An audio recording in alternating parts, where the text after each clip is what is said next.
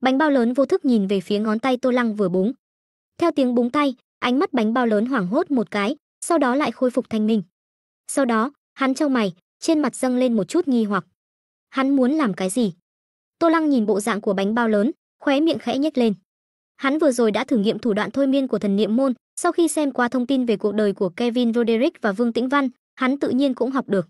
Đầu tiên hắn dùng tiếng búng tay để phân tán sự chú ý của bánh bao lớn, sau đó vận dụng tinh thần theo pháp môn thôi miên của thần niệm môn, thôi miên bánh bao lớn. Phải nói, thuộc tính tinh thần khi không có các biện pháp phòng bị và công cụ hỗ trợ, thật sự là hoàn toàn so kè chỉ số. Tinh thần của người thường là 1, mà thuộc tính tinh thần 1.01 của hắn chỉ cao hơn bánh bao lớn, một người thường có 0.01. Nhưng chính 0.01 chênh lệch này, vậy mà thật sự khiến ánh mắt bánh bao lớn hoảng hốt, quên đi cơn giận dữ. Thuật thôi miên của thần niệm môn quả nhiên phi thường thần kỳ.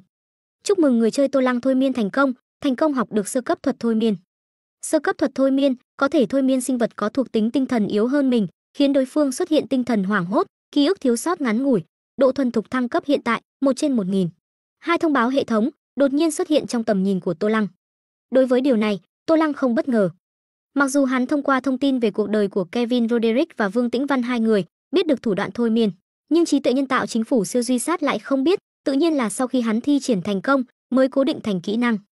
Giống như trước đây hắn trong thế giới game thứ hai, sau khi sử dụng thẻ nhân vật sát thủ chi vương mới cố định kỹ năng đại sư như tri thức của sát thủ chi vương, cũng là đạo lý tương tự. Khi sơ cấp thuật thôi miên của Tô Lăng cố định thành kỹ năng bánh bao lớn, người đã quên mất nguyên nhân phẫn nộ, rốt cục nhớ ra. Thần sắc hắn lúc này lại trở nên hung dữ, tiếp tục đi nhanh về phía Tô Lăng. Nhưng chưa đi được mấy bước, Tô Lăng lại búng tay một cái. Ba, theo tiếng búng tay thanh thúy vang lên. Ánh mắt bánh bao lớn lại lần nữa hoảng hốt, sau đó trên mặt lại hiện ra vẻ nghi hoặc, quên đi nguyên nhân phẫn nộ trong giây lát. Mà lần này, Tô Lăng không cho bánh bao lớn cơ hội hồi tưởng, đổi chủ đề, cười hỏi, cảm giác thực lực tăng lên thế nào? Nghe Tô Lăng hỏi, bánh bao lớn vô thức nhìn bảng thuộc tính của mình, sau đó trên mặt không thể ức chế nở nụ cười, toét toét miệng nói, cũng tạm được. Là người chơi cấp F, sau hơn 1 năm ăn chơi sa đọa, điều bánh bao lớn muốn nhất chính là có thể tăng chỉ số thuộc tính của bản thân. Bây giờ sau khi tạm thời quên đi nguyên nhân phẫn nộ, nghe Tô Lăng hỏi thăm, hắn lập tức có chút đắc ý. Cũng là người chơi, khi ngâm mình trong dịch dinh dưỡng chữa trị tế bào, trong tầm nhìn của hắn tự nhiên cũng giống như Tô Lăng, liên tục xuất hiện thông tin tăng cường 3 loại thuộc tính lực lượng, nhanh nhẹn, thể lực. Cho nên, trong khoảng thời gian ngâm mình trong dịch dinh dưỡng, hắn cũng không nhàm chán. Hắn phẫn nộ, chủ yếu vẫn là do đoạn ký ức bị điện giật kia quá kinh hãi. Bất quá, theo 2 lần thôi miên và đổi chủ đề của Tô Lăng, cơn giận của bánh bao lớn cũng có chút yếu dần. Sau khi trả lời Tô Lăng, bánh bao lớn lại nhớ tới nguyên nhân phẫn nộ, nhưng bị cảm xúc đắc ý lấn át, hắn khó mà giận dữ. Lúc này, Tô Lăng lại mở miệng. Lần này, giọng điệu hắn nghiêm túc hơn. Có thể là được. Tô Lăng nói, trong khoảng thời gian cậu ngâm mình trong khoang dinh dưỡng đã xảy ra rất nhiều chuyện, tin rằng cậu cũng nhận được thông tin rồi. Không sai, ta đã đấu một trận với phe đỏ bên kia. Quả nhiên, sau màn vừa đấm vừa xoa này, bánh bao lớn hoàn toàn quên đi cơn giận, mà khi nghe Tô Lăng đề cập đến trận chiến với phe đỏ, hắn, một người chơi cấp F, vô thức rụt đầu lại. Bất quá, hắn rất nhanh ý thức được chỉ số thuộc tính của mình đã tăng lên, không còn là tay mơ như trước, lập tức lại ưỡn ngực. Sau đó, bánh bao lớn định mở miệng nói vài lời hùng hồn, nhưng lại bị Tô Lăng ngắt lời, cậu đi thay quần áo trước đi, sau đó ta sẽ kể cho cậu những chuyện đã xảy ra trong khoảng thời gian này. Nghe Tô Lăng nói, bánh bao lớn sững sờ, vô thức nhìn trên người mình. Sau đó hắn mới phát hiện, quần áo trên người mình đã sớm rách nát. Lúc trước sau khi Tô Lăng điện giật hắn, đã tranh thủ từng giây trực tiếp ném hắn vào khoang dinh dưỡng. Sau đó khi di chuyển từ sân golf đến đây, cũng là di chuyển cả khoang dinh dưỡng. Cho nên, quần áo trên người hắn vẫn là bộ quần áo bị điện giật trước đó. Được Tô Lăng nhắc nhở, bánh bao lớn lúc này mới ngửi thấy một mùi hôi thối của đầm lầy. Điều này lập tức khiến bánh bao lớn phát ra âm thanh nôn khan oẹ. Thay ở đây luôn đi. Tô Lăng đưa tay vào ngực, che đi ánh mắt của Nha và Tiểu Điệp đi theo, từ cột đạo cụ lấy ra một thẻ đạo cụ, quần áo thông thường, đưa cho bánh bao lớn. Sau đó, Tô Lăng liền tự mình đi ra, đưa Nha và Tiểu Điệp ra ngoài. Không lâu sau, bánh bao lớn liền thay một bộ quần áo mới đi ra. New York, Manhattan. Hoàng hôn buông xuống, mặt trời lặn về phía bên kia biển, ánh chiều tà chiếu trên mặt biển, phản chiếu ánh sáng đỏ vàng, khiến cả New York chìm trong khung cảnh tuyệt đẹp. Các nhân viên cảnh sát của đồn cảnh sát Manhattan cũng bắt đầu giao ca, nhân viên cảnh sát ca ngày cùng nhân viên công tác ở các vị trí khác trong đồn, lần lượt thay quần áo tan làm về nhà. Ngay tại một căn hộ cách đồn cảnh sát không xa, Kevin Roderick đang đứng trước cửa sổ, kéo rèm, dùng ống nhòm quan sát những nhân viên cảnh sát tan làm. Vừa quan sát, hắn vừa thỉnh thoảng cúi đầu so sánh với một bức ảnh trên điện thoại di động. Ảnh chụp trên điện thoại di động là một người đàn ông trung niên da trắng mặc đồng phục cảnh sát. Chính là nhân viên cảnh sát được phỏng vấn khi bản tin địa phương New York phát tin tức về 3 thi thể được phát hiện trong 3 con hẻm tối hôm qua. Kevin Roderick nghĩ đối phương đã được phỏng vấn, khẳng định sẽ tham gia vào vụ án này. Từ người này, muốn tìm hiểu tình hình cơ bản của vụ án liên quan đến anh trai và Karina hẳn không có vấn đề lớn. Cách Kevin Roderick không xa, Vương Tĩnh Văn ngồi tĩnh tọa, yên lặng luyện thanh tĩnh công. Thói quen này, cô đã duy trì hơn 20 năm. Bỗng nhiên, Vương Tĩnh Văn đang tĩnh tọa luyện công mở mắt, lông mày chậm rãi cau lại. Đúng lúc này, Kevin Roderick đứng bên cửa sổ dùng ống nhòm quan sát, dường như đã khóa chặt mục tiêu, lập tức quay người đi về phía cửa. Vương Tĩnh Văn lập tức lên tiếng, "Kevin, đừng đi vội." Kevin Roderick sững sờ, sau đó ánh mắt khó hiểu nhìn Vương Tĩnh Văn, hỏi, "Sư tỷ, sao vậy?" Vương Tĩnh Văn cau mày nói, "Ta cảm thấy một cỗ nguy hiểm như ẩn như hiện bao phủ khu vực này, tạm thời đừng đi." "Cái gì?" Kevin Roderick nghe vậy, kinh ngạc. Cùng lúc đó, trong một con hẻm cách hai người khoảng 2 cây số, 4 bóng người đứng sừng sững ở đây. Trong đó một thanh niên da trắng tóc vàng, dáng người mảnh khảnh, đang quỳ một chân, nhắm hai mắt, hai tay khẽ vuốt mặt đất, dường như đang cảm nhận điều gì đó. Một lúc sau, thanh niên tóc vàng này mới vừa cười vừa nói, kẻ cuối cùng giết chết Ban Kiệt Minh, khiến vòng tuần hoàn tử vong của 3 người tiến hóa này hình thành, là một thanh niên châu Á. Nói xong, hắn đứng dậy, hai mắt vẫn nhắm, cười mỉm phân phó với người xung quanh, "Từ giờ trở đi, các ngươi phải luôn để ý đến người tiến hóa thanh niên châu Á ở New York. Đây là nhiệm vụ đầu tiên sau khi cục chỉnh đốn thành lập, tổ chúng ta nhất định phải hoàn thành nhanh hơn các tổ khác, điều này quyết định quyền phát ngôn sau này trong cục chỉnh đốn, rõ chưa?" Giọng điệu của thanh niên da trắng tóc vàng này không nghiêm khắc, ôn hòa, trên mặt luôn nở nụ cười ôn hòa, hai mắt vẫn nhắm, không mở ra. Thế nhưng những người xung quanh, sau khi nghe hắn nói, cũng không dám lơ là, vội vàng đứng thẳng người, đồng thanh đáp, "Vâng." Sau khi nhận được câu trả lời của các thành viên, thanh niên da trắng tóc vàng hướng về một người đàn ông da đen cao lớn, cơ bắp cuồn cuộn, nói, "Ban, ngươi phụ trách đi Bronx." Nói xong, lại hướng về một thanh niên da trắng khác đeo kính gọng đen, mặc áo sơ mi, dáng người cân đối, tóc xõa tung, nói, "Mickey, ngươi phụ trách đi Staten Island." Cuối cùng, hắn mới hướng về người cuối cùng trong 4 người, một phụ nữ da trắng có mái tóc xoăn màu vàng hồng, dáng người quyến rũ, nói, "Lina, ngươi đi khu Queens, không có vấn đề gì chứ?" Người phụ nữ gợi cảm tên Lina gật đầu trả lời, "Không có vấn đề." Nghe vậy, thanh niên da trắng tóc vàng lúc này mới gật đầu, nói, "Vậy thì tốt, cứ như vậy đi, ta phụ trách Brooklyn và Manhattan, hai khu này." Nói xong, hắn dường như nghĩ tới điều gì đó, lại hướng về người đàn ông da đen Ban, nói, "Đúng rồi, Ban, ngươi đến Bronx, hãy ghé qua một băng đảng tên là Kim Đảng." Theo tài liệu cảnh sát cung cấp, trong 3 người chết có 2 người là đầu mục của một băng đảng tên là Kim Đảng ở Bronx, hai người bọn họ đột nhiên xuất hiện ở đây. Còn xung đột với một người chết khác không hề quen biết, ta nghi ngờ có bí mật gì đó không thể cho ai biết, ngươi tiện thể điều tra một chút. "Tốt." Người đàn ông da đen Ban nghe vậy, giọng trầm thấp trả lời.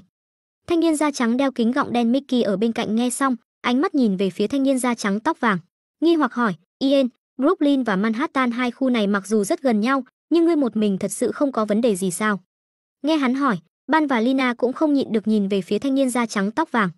Thanh niên da trắng tóc vàng mặc dù nhắm mắt, nhưng lại dường như có thể cảm nhận được ánh mắt của 3 người, ý cười trên mặt hắn không đổi, nói, "Cục chỉnh đốn không chỉ có một tiểu tổ chúng ta, việc liên quan đến quyền phát ngôn sau này trong tổ chức mới này, không được cũng phải được.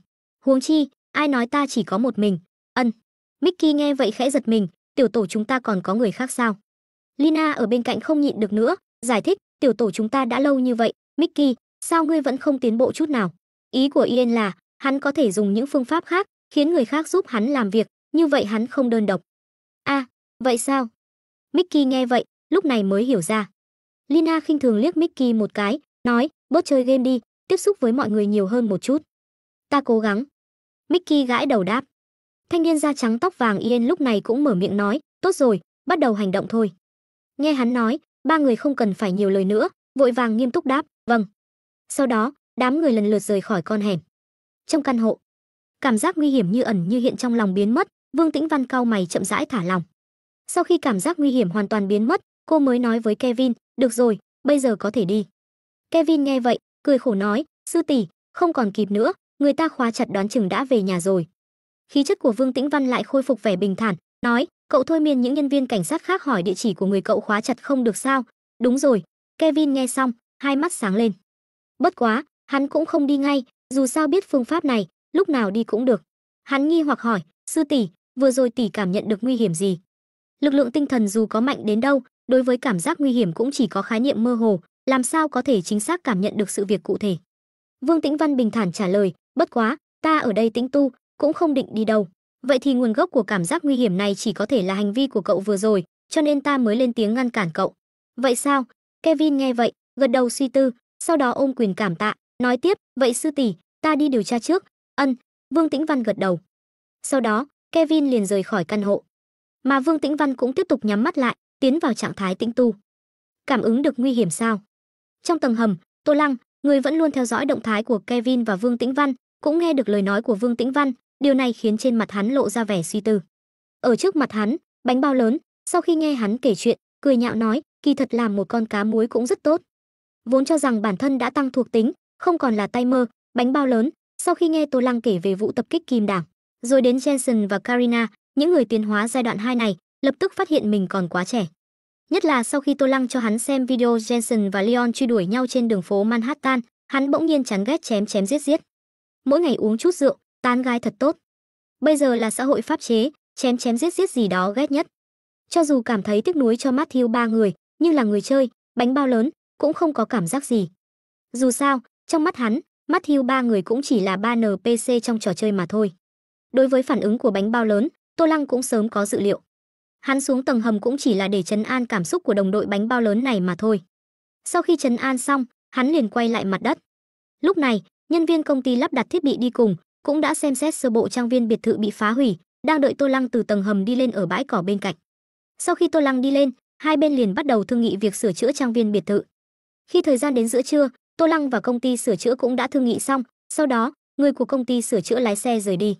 Sau khi công ty sửa chữa rời đi, Tô Lăng mới sai Nha, Tiểu Điệp và bánh bao lớn từ tầng hầm đi ra, phân phó ba người.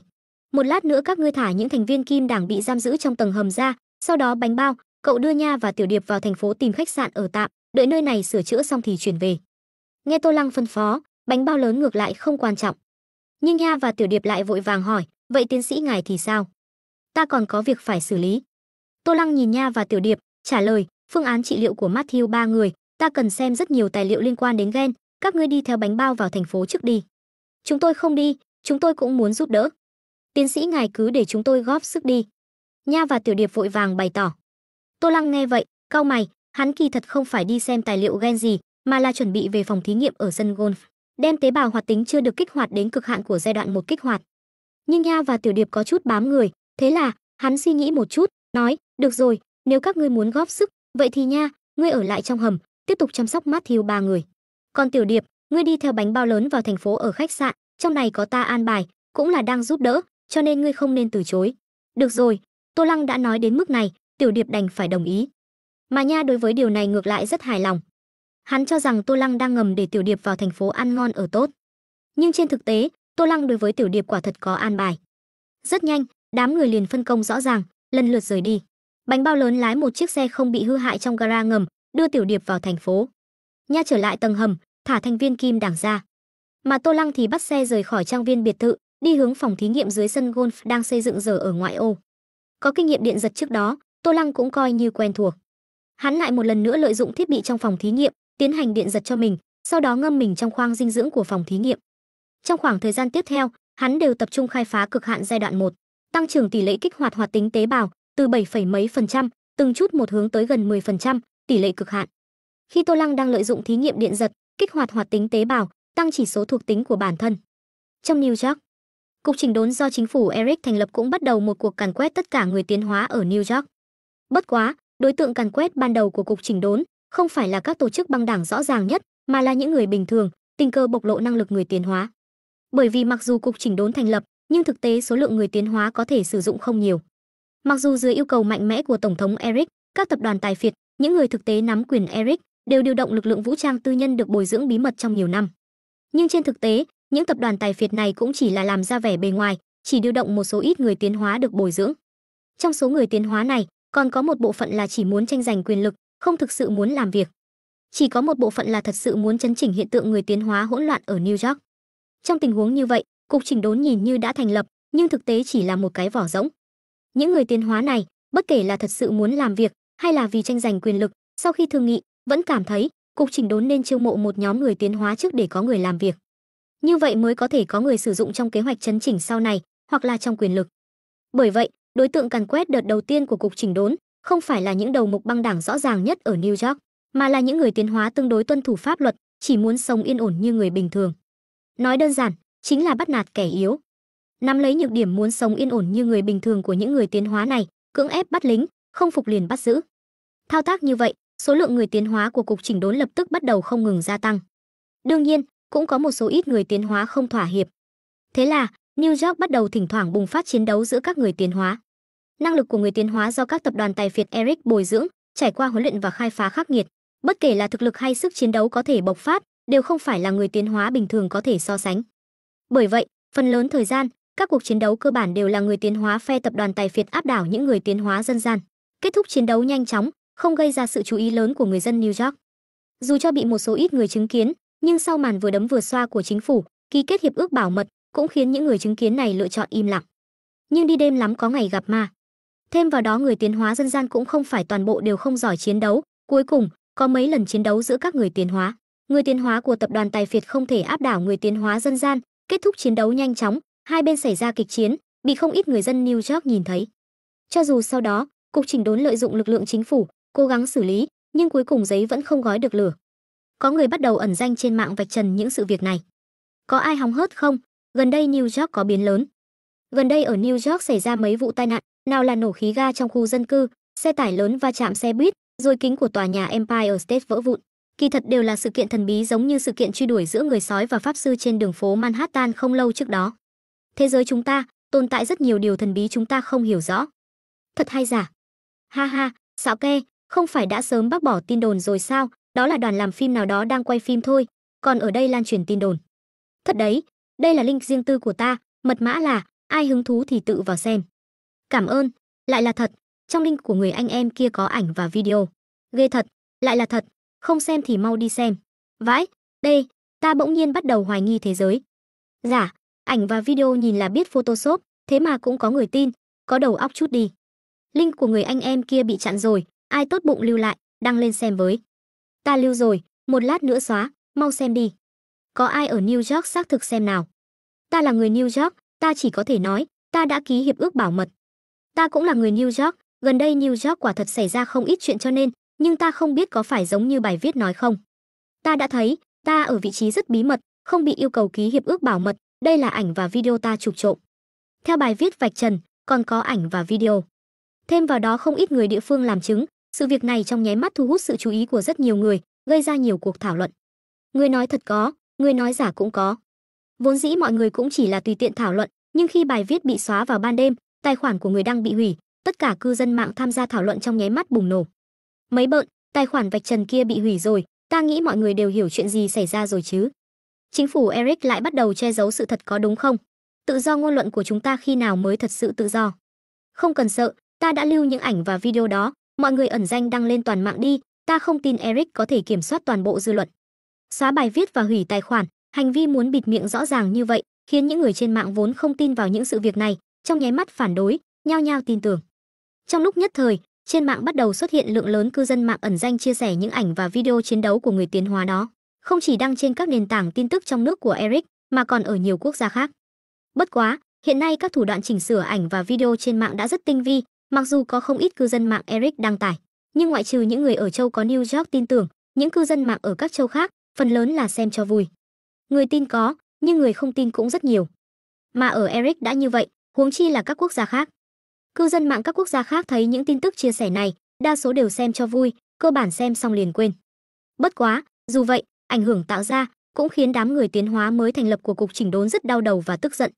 Trong một phòng họp, quanh một chiếc bàn tròn lớn, 4 nhóm người phân bố ở 4 hướng đông, nam, tây, bắc.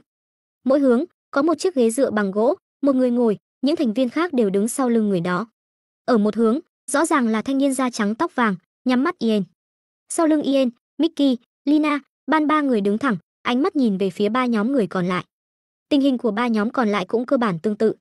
Một người ngồi trên ghế, các thành viên đứng phía sau, nhìn chằm chằm 3 nhóm còn lại. Lúc này, tổ trưởng của một nhóm, một người đàn ông trung niên da trắng cao lớn, để râu quai nón, nghiêm túc nói xóa bài viết và hủy tài khoản là hành vi quá ngu ngốc. Như vậy chẳng khác nào nói cho người dân, những sự việc kia đều là thật.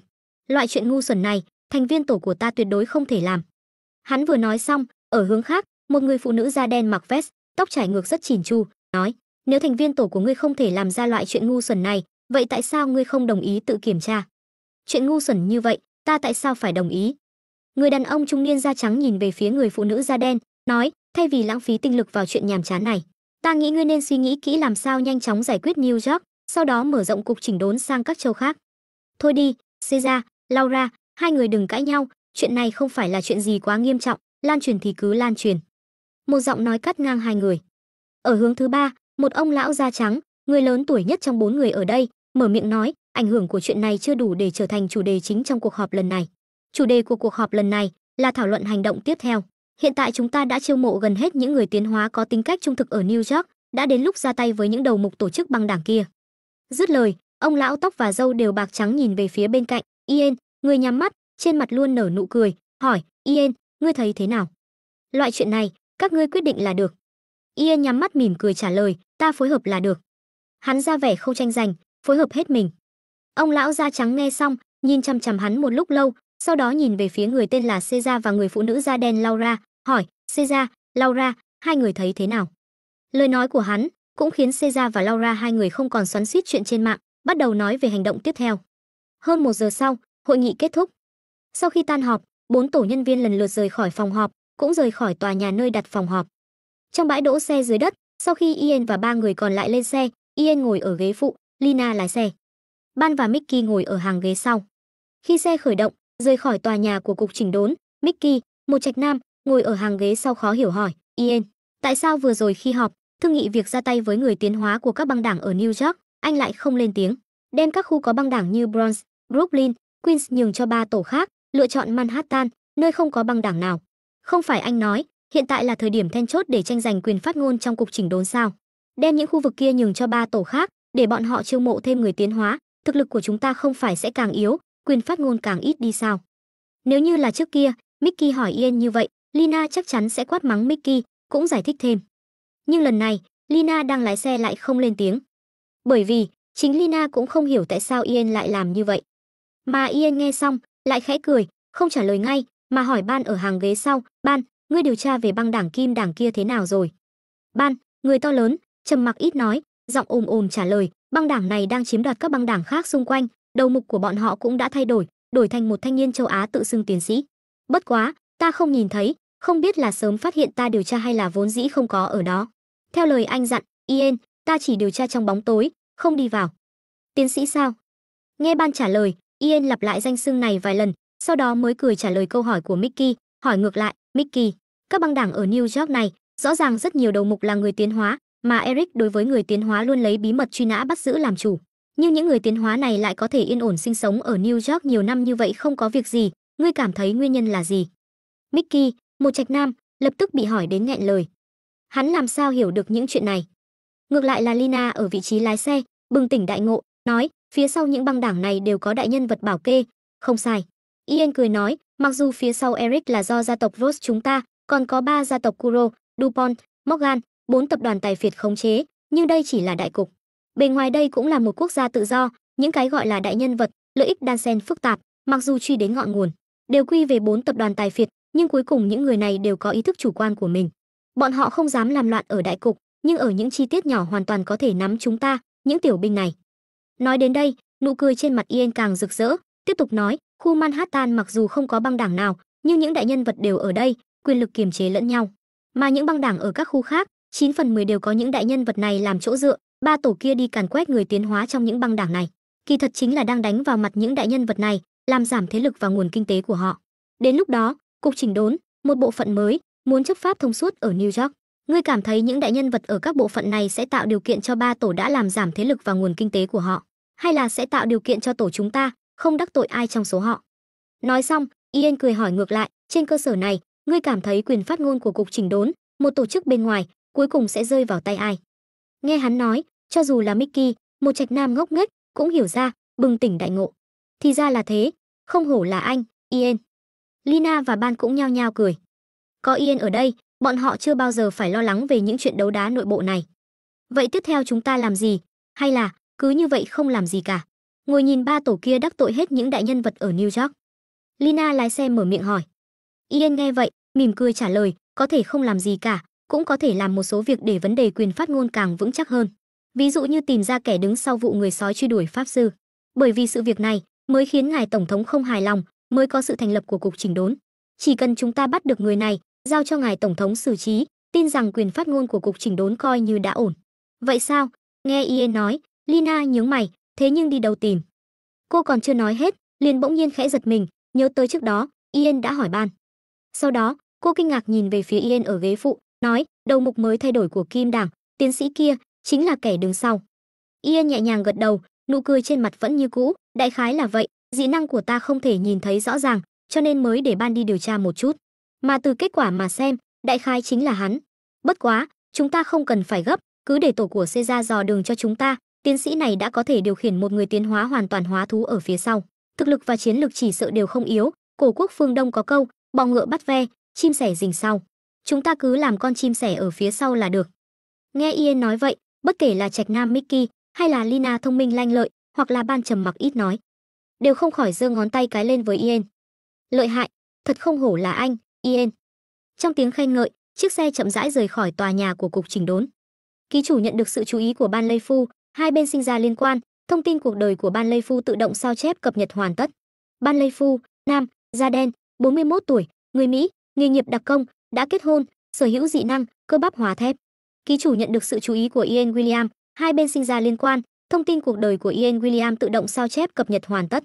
Ian William, nam, da trắng, 29 tuổi, người New York, nghề nghiệp đặc công, chưa kết hôn, sở hữu dị năng, quay ngược nhãn. Ký chủ nhận được sự chú ý của Lina Anderson, hai bên sinh ra liên quan, thông tin cuộc đời của Lina Anderson tự động sao chép cập nhật hoàn tất. Lina Anderson, nữ, da trắng, 25 tuổi, người Texas, nghề nghiệp đặc công, chưa kết hôn, sở hữu dị năng, thân thể mềm dẻo. Ký chủ nhận được sự chú ý của Mickey Darren, hai bên sinh ra liên quan, thông tin cuộc đời của Mickey Darren tự động sao chép cập nhật hoàn tất. Mickey Darren, nam, da trắng, 26 tuổi, người California, nghề nghiệp đặc công, chưa kết hôn, sở hữu dị năng, xâm nhập thông tin. 4 đoạn thông tin về cuộc đời từ trong đầu Tô Lăng phản hồi. Tô Lăng đang ngâm mình trong khoang dinh dưỡng, mí mắt hơi động, nhưng không dừng lại việc ngâm dịch dinh dưỡng, bởi vì đây là lần điện giật và ngâm dịch dinh dưỡng cuối cùng của hắn. Chỉ chờ lần này kết thúc, giai đoạn một cực hạn biến của hắn sẽ hoàn toàn khai phá xong.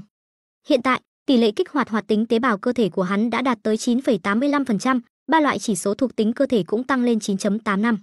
Điều này cũng khiến thuộc tính lực lượng của hắn ở trạng thái bình thường, vượt qua mốc 30. Về phần nhanh nhẹn mặc dù chưa đạt, nhưng cũng chỉ kém không phẩy mấy. Ngay cả thuộc tính thể lực cũng tăng lên tới 28 phẩy mấy. So với trước đó mặc dù chỉ tăng thêm 2 phẩy mấy, nhưng coi như chính thức kết thúc giai đoạn 1, Tô Lăng tiếp theo có thể tập trung toàn lực vào nghiên cứu giai đoạn 2. Bất quá, những sự việc phát sinh trong khoảng thời gian này lại khiến hắn có chút kinh ngạc. Nhất là sự xuất hiện của dị năng. Hắn đã dự đoán, Eric có lẽ sẽ vì hắn đứng sau chỉ đạo vụ người sói truy đuổi pháp sư trên đường phố New York, bắt đầu chấn chỉnh hiện tượng người tiến hóa hỗn loạn ở New York. Đây vốn là một phần trong kế hoạch của hắn. Nhưng hắn không ngờ, người tiến hóa lại còn có thể khai phá ra dị năng. Nói thẳng ra, điều này có chút xáo trộn kế hoạch của hắn. Kỳ thật hắn không phải hôm nay mới biết chuyện này, người da đen tên Ban kia, mấy ngày trước đã đến Bronx, tìm một số thành viên Kim Đảng, điều tra hắn trong bóng tối. Khi đó, sau khi nhận được sự chú ý của đối phương, Tô Lăng kỳ thật đã thấy thông tin về cuộc đời của đối phương, biết được sự tồn tại của dị năng, đồng thời cũng biết việc chính phủ Eric thành lập cục chỉnh đốn. Chỉ bất quá, lúc đó Tô Lăng vừa kết thúc thí nghiệm điện giật cuối cùng, ngâm mình trong khoang dinh dưỡng, không có thời gian để ý mà thôi. Nhưng chuyện này kỳ thật vẫn khiến Tô Lăng kinh ngạc một phen. Bất quá cũng bởi vì đã sớm biết, lần này Tô Lăng sau khi nhận được thông tin về cuộc đời của Ban, các thành viên khác trong tổ, thậm chí cả tổ trưởng Ian William cũng chỉ hơi động mí mắt. Trải qua 2 ngày, hắn đã tiêu hóa việc người tiến hóa khai phá năng lực, cuối cùng khai phá ra dị năng. Hắn bây giờ nghĩ, phần lớn là làm thế nào để xử lý những việc tiếp theo. Bởi vì, sau khi xem qua thông tin về cuộc đời của Ian và những người khác, Tô Lăng phát hiện, dị năng của người tiến hóa cũng khó đối phó. Ian, Ban, những người tiến hóa khai phá ra dị năng này là sau khi đã trải qua giai đoạn 1 và giai đoạn 2, lại diễn sinh ra năng lực trên con đường tiến hóa. Nói cách khác, bất kể là 4 người trong tổ của Ian hay là 3 tổ còn lại của cục chỉnh đốn, về phương diện cường độ thân thể đều có nền tảng chiến lực của hoàn toàn hóa thú. Mà trên nền tảng chiến lực này còn khai phá ra dị năng. Sau đó, căn cứ vào sự khác biệt của dị năng, chiến lực và năng lực có thể phát huy ra cũng không giống nhau. Ví dụ như Ban, người đầu tiên đến điều tra Tô Lăng, người đàn ông da đen trung niên cao lớn, dị năng của hắn là cơ bắp hóa thép, có thể sau khi phát động dị năng, biến kết cấu cơ bắp thành thép, cường độ thân thể trong nháy mắt tăng lên gấp mấy lần. Thực lực như vậy, cho dù Tô Lăng thi triển thiên địa hợp nhất đối kháng trực diện, cũng chưa chắc có thể chiếm được lợi thế. Mặc dù chiến đấu không chỉ dựa vào cường độ thân thể, còn có kỹ xảo chiến đấu và rất nhiều yếu tố khác, hơn nữa, Dị năng của những người tiến hóa này dường như đều có tác dụng phụ, nhưng đây mới chỉ là một người tiến hóa dị năng. Cục chỉnh đốn có hơn 10 người tiến hóa dị năng. Nếu chiến đấu trực diện, một mình ban đã đủ phiền phức, huống chi còn có những người tiến hóa dị năng khác. Hơn nữa, phía sau mười mấy người tiến hóa dị năng này, còn có 4 tập đoàn tài phiệt ẩn sau Eric. 4 tập đoàn tài phiệt này đã tiến hành nghiên cứu về tiến hóa biến dị cơ thể người mấy chục năm, qua nhiều năm như vậy, số lượng người tiến hóa được bồi dưỡng đã không biết bao nhiêu. Mặc dù Tô Lăng tạm thời còn chưa gây ra sự chú ý của 4 tập đoàn tài phiệt này, nhưng nếu hắn tiếp theo thật sự giải quyết dần những người tiến hóa dị năng của Yên đến gây sự, muốn không khiến 4 tập đoàn tài phiệt này chú ý cũng không được. Đây mới là phiền phức lớn nhất. Một người tiến hóa dị năng, trừ phi dị năng thật sự vô địch, không có bất kỳ nhược điểm nào, nếu không Tô Lăng thật sự không sợ. Với năng lực bản thân toàn chi, bất kể đối phương là ai, có dị năng gì, chỉ cần chú ý đến hắn, sẽ sinh ra liên quan với hắn, từ đó bị nhìn trộm thông tin về cuộc đời, biết được tất cả át chủ bài. Trong tình huống không đối kháng trực diện, Tô Lăng chỉ cần nhắm vào dị năng và át chủ bài của những người tiến hóa dị năng này để bố trí trước, hoặc mượn đao giết người, hoặc mai phục ám sát, muốn giải quyết không quá khó. Ví dụ như 4 người Yên này. Mặc dù thực lực và dị năng quả thật không tệ, nhưng bây giờ địch sáng ta tối, Tô Lăng còn biết hầu như tất cả thông tin và động thái của đối phương, hắn muốn ám sát 4 người này căn bản khó lòng phòng bị. Nhưng phiền phức ở chỗ xử lý sau khi giết 4 người này. Trước mắt, Tô Lăng tạm thời không muốn gây ra sự chú ý của 4 tập đoàn tài phiệt Eric. Bởi vậy, trong quá trình đối phó sau này, hắn nhất định phải cân nhắc đến những điều này. Nếu không muốn gây ra sự chú ý của 4 tập đoàn tài phiệt Eric, thì chỉ có cách không xung đột với những người tiến hóa dị năng của cục chỉnh đốn, nhưng cũng không thể để mặc những người này tiếp tục truy xét. Sau khi suy nghĩ một lúc, Tô Lăng bỗng nhiên nảy ra một ý tưởng. Những người tiến hóa dị năng của cục chỉnh đốn chuẩn bị ra tay với các băng đảng ở New York, đây quả thật giống như Ian nói, tương đương với tát vào mặt những đại nhân vật đứng sau các băng đảng kia và cắt đứt một phần nguồn tài chính của họ. Trở ngại áp lực của 4 tập đoàn tài phiệt, những đại nhân vật này cuối cùng cũng chỉ có thể lựa chọn nhẫn nhịn. Nhưng liên quan đến lợi ích của bản thân, những đại nhân vật này trong lòng khẳng định sẽ khó chịu, sở dĩ lựa chọn nhịn đau cắt thịt, chủ yếu vẫn là bởi vì có thịt khác có thể ăn, nhưng nếu để bọn họ lựa chọn giữa thịt nhỏ và thịt lớn thì sao? Ý nghĩ này xuất hiện, lập tức khiến Tô Lăng, người còn đang ngâm mình trong khoang dinh dưỡng, nhếch miệng cười. Vài tiếng sau, tế bào đang trong trạng thái kích hoạt, lực lượng cộng 0.1, nhanh nhẹn cộng 0.1, thể lực cộng 0.1. Kích hoạt hoạt tính tế bào hoàn tất. Theo thông báo hệ thống cuối cùng xuất hiện, Tô Lăng liếc nhìn cột thuộc tính trong giao diện của mình. Thuộc tính: lực lượng 30.17, nhanh nhẹn 29.92, thể lực 28.63, trí lực 3, tinh thần 1.01.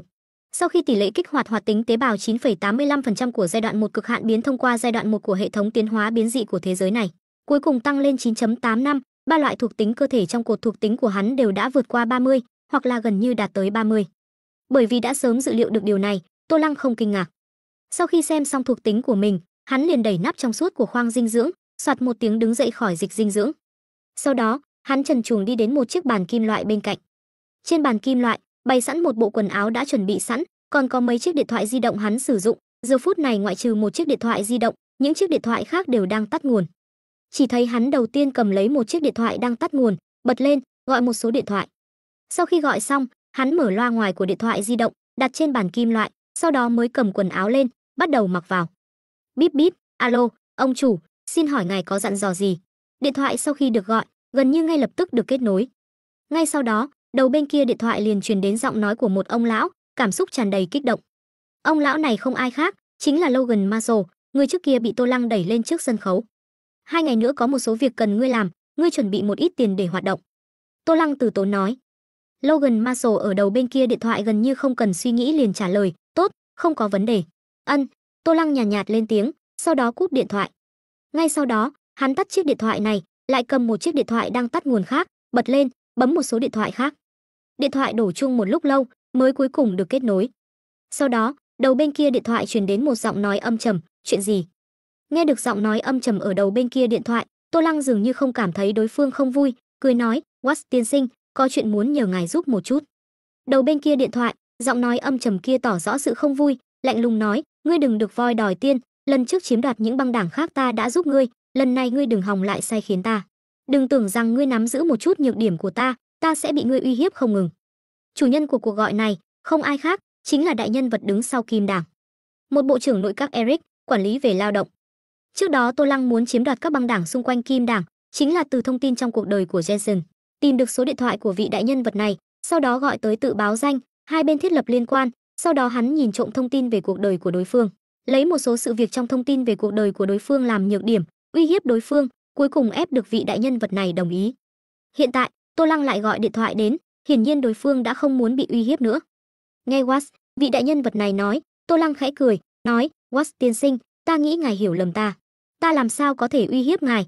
Lần trước chúng ta không phải hợp tác, cuối cùng đã kiếm được nhiều tiền hơn sao? Hừ, Watts ở đầu bên kia điện thoại lạnh lùng hừ một tiếng, không nói gì, nhưng ý nghĩ không hài lòng đã rất rõ ràng.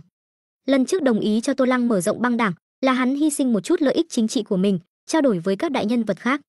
Tương đương với việc hắn lấy ra lợi ích đã có được, đổi thành hình thức khác, sau đó còn chia cho Tô Lăng một phần, điều này đương nhiên khiến hắn rất khó chịu. Sau đó, hắn mặc dù cũng muốn ám sát Tô Lăng, nhưng lại không tìm được người thích hợp, cũng không tìm được tung tích của Tô Lăng, cuối cùng đành phải từ bỏ. Bất quá, bây giờ cũng không cần phải hối hận nữa. Cục chỉnh đốn thành lập, 4 tập đoàn tài phiệt phái ra người tiến hóa mạnh mẽ càn quét người tiến hóa ở New York, sau đó chia lại lợi ích, đã không liên quan đến hắn. Watts đã nắm được thông tin, không quan tâm nữa. Nhưng Tô Lăng, người không biết từ đâu biết được nhược điểm của hắn vẫn là phải nghiêm túc đối đãi. Watts tiên sinh, ta lần này tìm ngài, không phải muốn uy hiếp ngài gì cả, thật sự chỉ là muốn nhờ ngài giúp một việc. Tô Lăng tiếp tục không để ý đến tiếng hừ lạnh của Watts, vừa cười vừa nói, ta biết tối mai ngài có một bữa tiệc tối muốn tham gia, trong đó có rất nhiều đại nhân vật khác, ta chỉ muốn ngài có thể đưa ta đi mở mang tầm mắt. Ngươi ngay cả việc này cũng biết. Watts ở đầu bên kia điện thoại bỗng nhiên kinh ngạc, bữa tiệc tối ngày mai rất bí mật, căn bản không có bất kỳ thông tin nào, chỉ lưu truyền giữa các đại nhân vật, mục đích là để mọi người tăng cường quan hệ, đồng thời điều đình mâu thuẫn, thậm chí dìu dắt một số người trẻ tuổi. Watts không ngờ tên nhóc băng đảng uy hiếp mình này lại biết, điều này lập tức khiến hắn có chút kinh ngạc về khả năng tình báo của Tô Lăng. Mà nghe được yêu cầu của đối phương muốn hắn đưa đi, Watts cũng cau mày, suy tư. Hắn tự nhiên là không muốn, nhưng đối phương nắm giữ nhược điểm của hắn muốn từ chối, liền phải cân nhắc hậu quả sau khi đối phương vạch trần những nhược điểm này. Sau khi suy nghĩ một lúc lâu, cuối cùng, Watts lạnh lùng hừ một tiếng, nói, ta có thể dẫn ngươi đi, nhưng ngươi nhất định phải thành thật một chút, đừng gây chuyện, bữa tiệc tối này không giống như ngoài đường phố đâu. Mặt khác, lần này xong xuôi ngươi tốt nhất đừng có lại đến quấy rầy ta, nếu không ta nhất định sẽ khiến ngươi biết tay. Nói đến câu cuối cùng, Watts đã nghiến răng nghiến lợi, ra vẻ bất lực phẫn nộ. Nhưng trên thực tế, ý định của Watts là muốn ổn định Tô Lăng trước, đợi mấy ngày nữa cục chỉnh đốn ra tay, quét sạch đối phương. Nếu đối phương không biết điều gây sự trong bữa tiệc, lực lượng bảo vệ đặc biệt được bố trí cho bữa tiệc muộn như vậy, cũng sẽ tiêu diệt đối phương trước, giải quyết nỗi lo của hắn. Đây mới là ý nghĩ cuối cùng của hắn. Nhưng mà, có được năng lực bản thân toàn chi, Tô Lăng tự nhiên cũng hiểu ý đồ của Watts, hắn không vạch trần, cười đáp, tốt, ta khẳng định sẽ thành thành thật thật, Watts tiên sinh. Mặt khác, lần này xong xuôi ta cũng nhất định không quấy rầy ngài cứ yên tâm. Cứ như vậy, hai bên đều có mục đích riêng, nói ra những lời đối phương không tin, thỏa thuận xong chuyện này. Ngày hôm sau, vào ban đêm, Tô Lăng đúng giờ đi khu Manhattan, tìm Watts, vị đại nhân vật của Bộ Lao động, để đối phương đưa hắn đến bữa tiệc tối kia. Trong bữa tiệc, hắn quả thật không làm gì cả, chỉ là dưới sự dẫn dắt của Watts, làm quen với rất nhiều đại nhân vật nội các Eric, cho đến khi bữa tiệc kết thúc mới rời đi. Điều này khiến Watts thập phần nghi hoặc. Nhưng mà, hắn lại không biết, Tô Lăng thật sự là đến làm quen. Bởi vì sau khi làm quen, Tô Lăng cũng cùng những vị đại nhân vật Eric có ấn tượng sơ bộ về hắn sinh ra liên quan, nhìn trộm thông tin về cuộc đời của những đại nhân vật này. Từ thông tin trong cuộc đời của những người này, Tô Lăng cũng tìm được các loại bê bối và điểm yếu trong quá khứ của những đại nhân vật này. Sau khi dành chút thời gian, sắp xếp những bê bối và điểm yếu này, cũng tìm được chứng cứ đầy đủ trên mạng và trong thực tế, Tô Lăng giao những nhược điểm này cho Logan Marshall, đồng thời phân phó hắn phát động năng lực tiền bạc, phái người tìm các tổ chức nhân quyền và người nhà của những người tiến hóa bị bắt. Không sai, đây chính là việc Tô Lăng muốn làm. Đưa quần thể người tiến hóa này ra ánh sáng, trước mắt công chúng, vì quần thể người tiến hóa tranh thủ quyền lợi nhân quyền tương ứng. Tôn Tử binh pháp có một kế, gọi là rút củi dưới đáy nồi. Tô Lăng muốn không xung đột với người tiến hóa dị năng của cục chỉnh đốn, từ đó dẫn tới sự chú ý của 4 tập đoàn tài phiệt Eric đứng sau, nhưng lại không để cho Ian và những người này truy tra được, đây chính là phương pháp tốt nhất. Để cho hậu viện của những người tiến hóa dị năng cục chỉnh đốn này cháy, rơi vào vòng xoáy dư luận, sứt đầu mẻ chán, không rảnh lo chuyện khác. Đương nhiên, nói thì dễ, làm lại rất khó khăn. Đầu tiên, dư luận trên mạng nói có ích cũng có ích, nói vô dụng cũng vô dụng, mấu chốt là phải xem có đại nhân vật ra tay hay không. Nếu không có đại nhân vật ra tay, cho dù trên mạng có ồn ào náo nhiệt đến đâu, làm tê liệt các máy chủ của các nền tảng mạng lớn cũng vô dụng. Có thể lật đổ đại nhân vật chỉ có đại nhân vật. Cho nên, Tô Lăng mới khiến đại nhân vật đứng sau Kim Đảng, dẫn hắn đi gặp các đại nhân vật khác của Eric, sau đó thông qua năng lực bản thân toàn chi, rút ra nhược điểm của những đại nhân vật này. Mặc dù những đại nhân vật chính phủ này cũng chỉ là đại nhân vật bên ngoài, 4 tập đoàn tài phiệt mới là người điều khiển quyết sách đại cục của Eric. Nhưng những đại nhân vật bên ngoài này cũng có tâm tư riêng. 4 tập đoàn tài phiệt có thể thay đổi những đại nhân vật bên ngoài này, cứ 4 năm một lần, nhưng trong 4 năm đương nhiệm, Những đại nhân vật bên ngoài này tự nhiên là tuân theo quan niệm có quyền không dùng, quá hạn mất hiệu lực, vơ vét thật nhiều. Sự xuất hiện của cục chỉnh đốn đã ảnh hưởng đến lợi ích của bọn họ. Nhưng người đứng sau cục chỉnh đốn là 4 tập đoàn tài phiệt, bọn họ cũng không tiện nói gì, chỉ có thể lựa chọn cắt thịt. Nhưng nếu như lúc này có người nắm trong tay chứng cứ phạm tội bê bối của hầu hết các đại nhân vật, để bọn họ lựa chọn giữa việc giữ gìn lợi ích của bản thân và không ảnh hưởng đến quyết sách đại cục của 4 tập đoàn tài phiệt, và việc bị phanh phui bê bối, bị dư luận buộc phải từ chức, tin rằng những đại nhân vật này đều biết phải lựa chọn như thế nào. Tô Lăng lợi dụng chính là điểm này. Cục chỉnh đốn là do Tổng thống Eric yêu cầu thành lập, không phải là do 4 tập đoàn tài phiệt.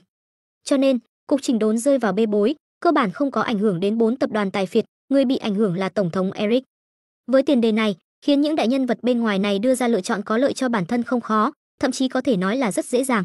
Những đại nhân vật bên ngoài này vừa có thể đảm bảo lợi ích của mình, lại có thể không bị phanh phui bê bối, đơn giản là vẹn cả đôi đường. Điều duy nhất cần lo lắng chính là sau sự kiện lần này, Tô Lăng, kẻ uy hiếp tất cả các đại nhân vật nội các Eric, sợ là sẽ trở thành cái gai trong mắt những đại nhân vật này. Sau này một khi có cơ hội, những đại nhân vật này tuyệt đối sẽ không ngại ngần ám sát Tô Lăng. Đối với điều này, Tô Lăng cũng không quá để ý, dù sao hắn cũng không phải là người của thế giới này. Ngoài ra, kế hoạch này kỳ thật cũng là một mũi tên trúng hai đích. Tô Lăng hao phí những người này, vật lực vì người tiến hóa tranh thủ nhân quyền, một khi thành công, danh vọng của Logan Marshall, người hắn đẩy lên trước sân khấu trong mắt quần thể người tiến hóa, chắc chắn sẽ đạt đến một độ cao chưa từng có. Đến lúc đó, hắn lại để cho Logan Marshall thành lập một liên minh người tiến hóa, với mục tiêu tranh thủ các loại quyền lợi xã hội cho người tiến hóa, như vậy nhất định sẽ có rất nhiều người tiến hóa lựa chọn gia nhập. Như vậy, hắn bất kể là tài liệu nghiên cứu hay là thế lực, cơ bản đều có. Đến lúc đó, người chơi phe đỏ muốn đối phó với hắn, liền phải vượt qua cửa ải của liên minh người tiến hóa trước. Đương nhiên, những điều này tạm thời chỉ là giả thiết. Tô Lăng cũng không nghĩ quá sâu xa. Rất nhanh, người của Logan Marshall liên hệ với các tổ chức nhân quyền và người nhà của những người tiến hóa bị bắt cũng đã tìm xong. Tô Lăng không chần chừ, để Logan Marshall lập tức hành động. Ngày hành động, trùng với ngày thứ 7 cục chỉnh đốn càn quét người tiến hóa của các băng đảng. Ngày hôm đó, trên các trang tin tức lớn của Eric, đồng thời đăng tải một bài báo trang nhất với tiêu đề: Người tiến hóa, một nhóm người bị thế giới hãm hại, kỳ thị, truy sát. Tiêu đề bất ngờ, khó hiểu này đã thu hút sự tò mò của không ít cư dân mạng. Mang theo hiếu kỳ, rất nhiều cư dân mạng đã nhấp vào xem. Sau đó, những người này trong nháy mắt đã mở ra cánh cửa đến một thế giới mới. Bài báo cáo này bắt đầu giải thích ý nghĩa của người tiến hóa từ nông đến sâu. Từ sau cuộc chiến tranh quy mô lớn lần thứ 2, các quốc gia trong tình trạng trăm bề đổ nát, chính phủ các nước bắt đầu bí mật bắt giữ người dân thường để tiến hành nghiên cứu phi pháp trên cơ thể người, trong thời đại không có giám sát và internet.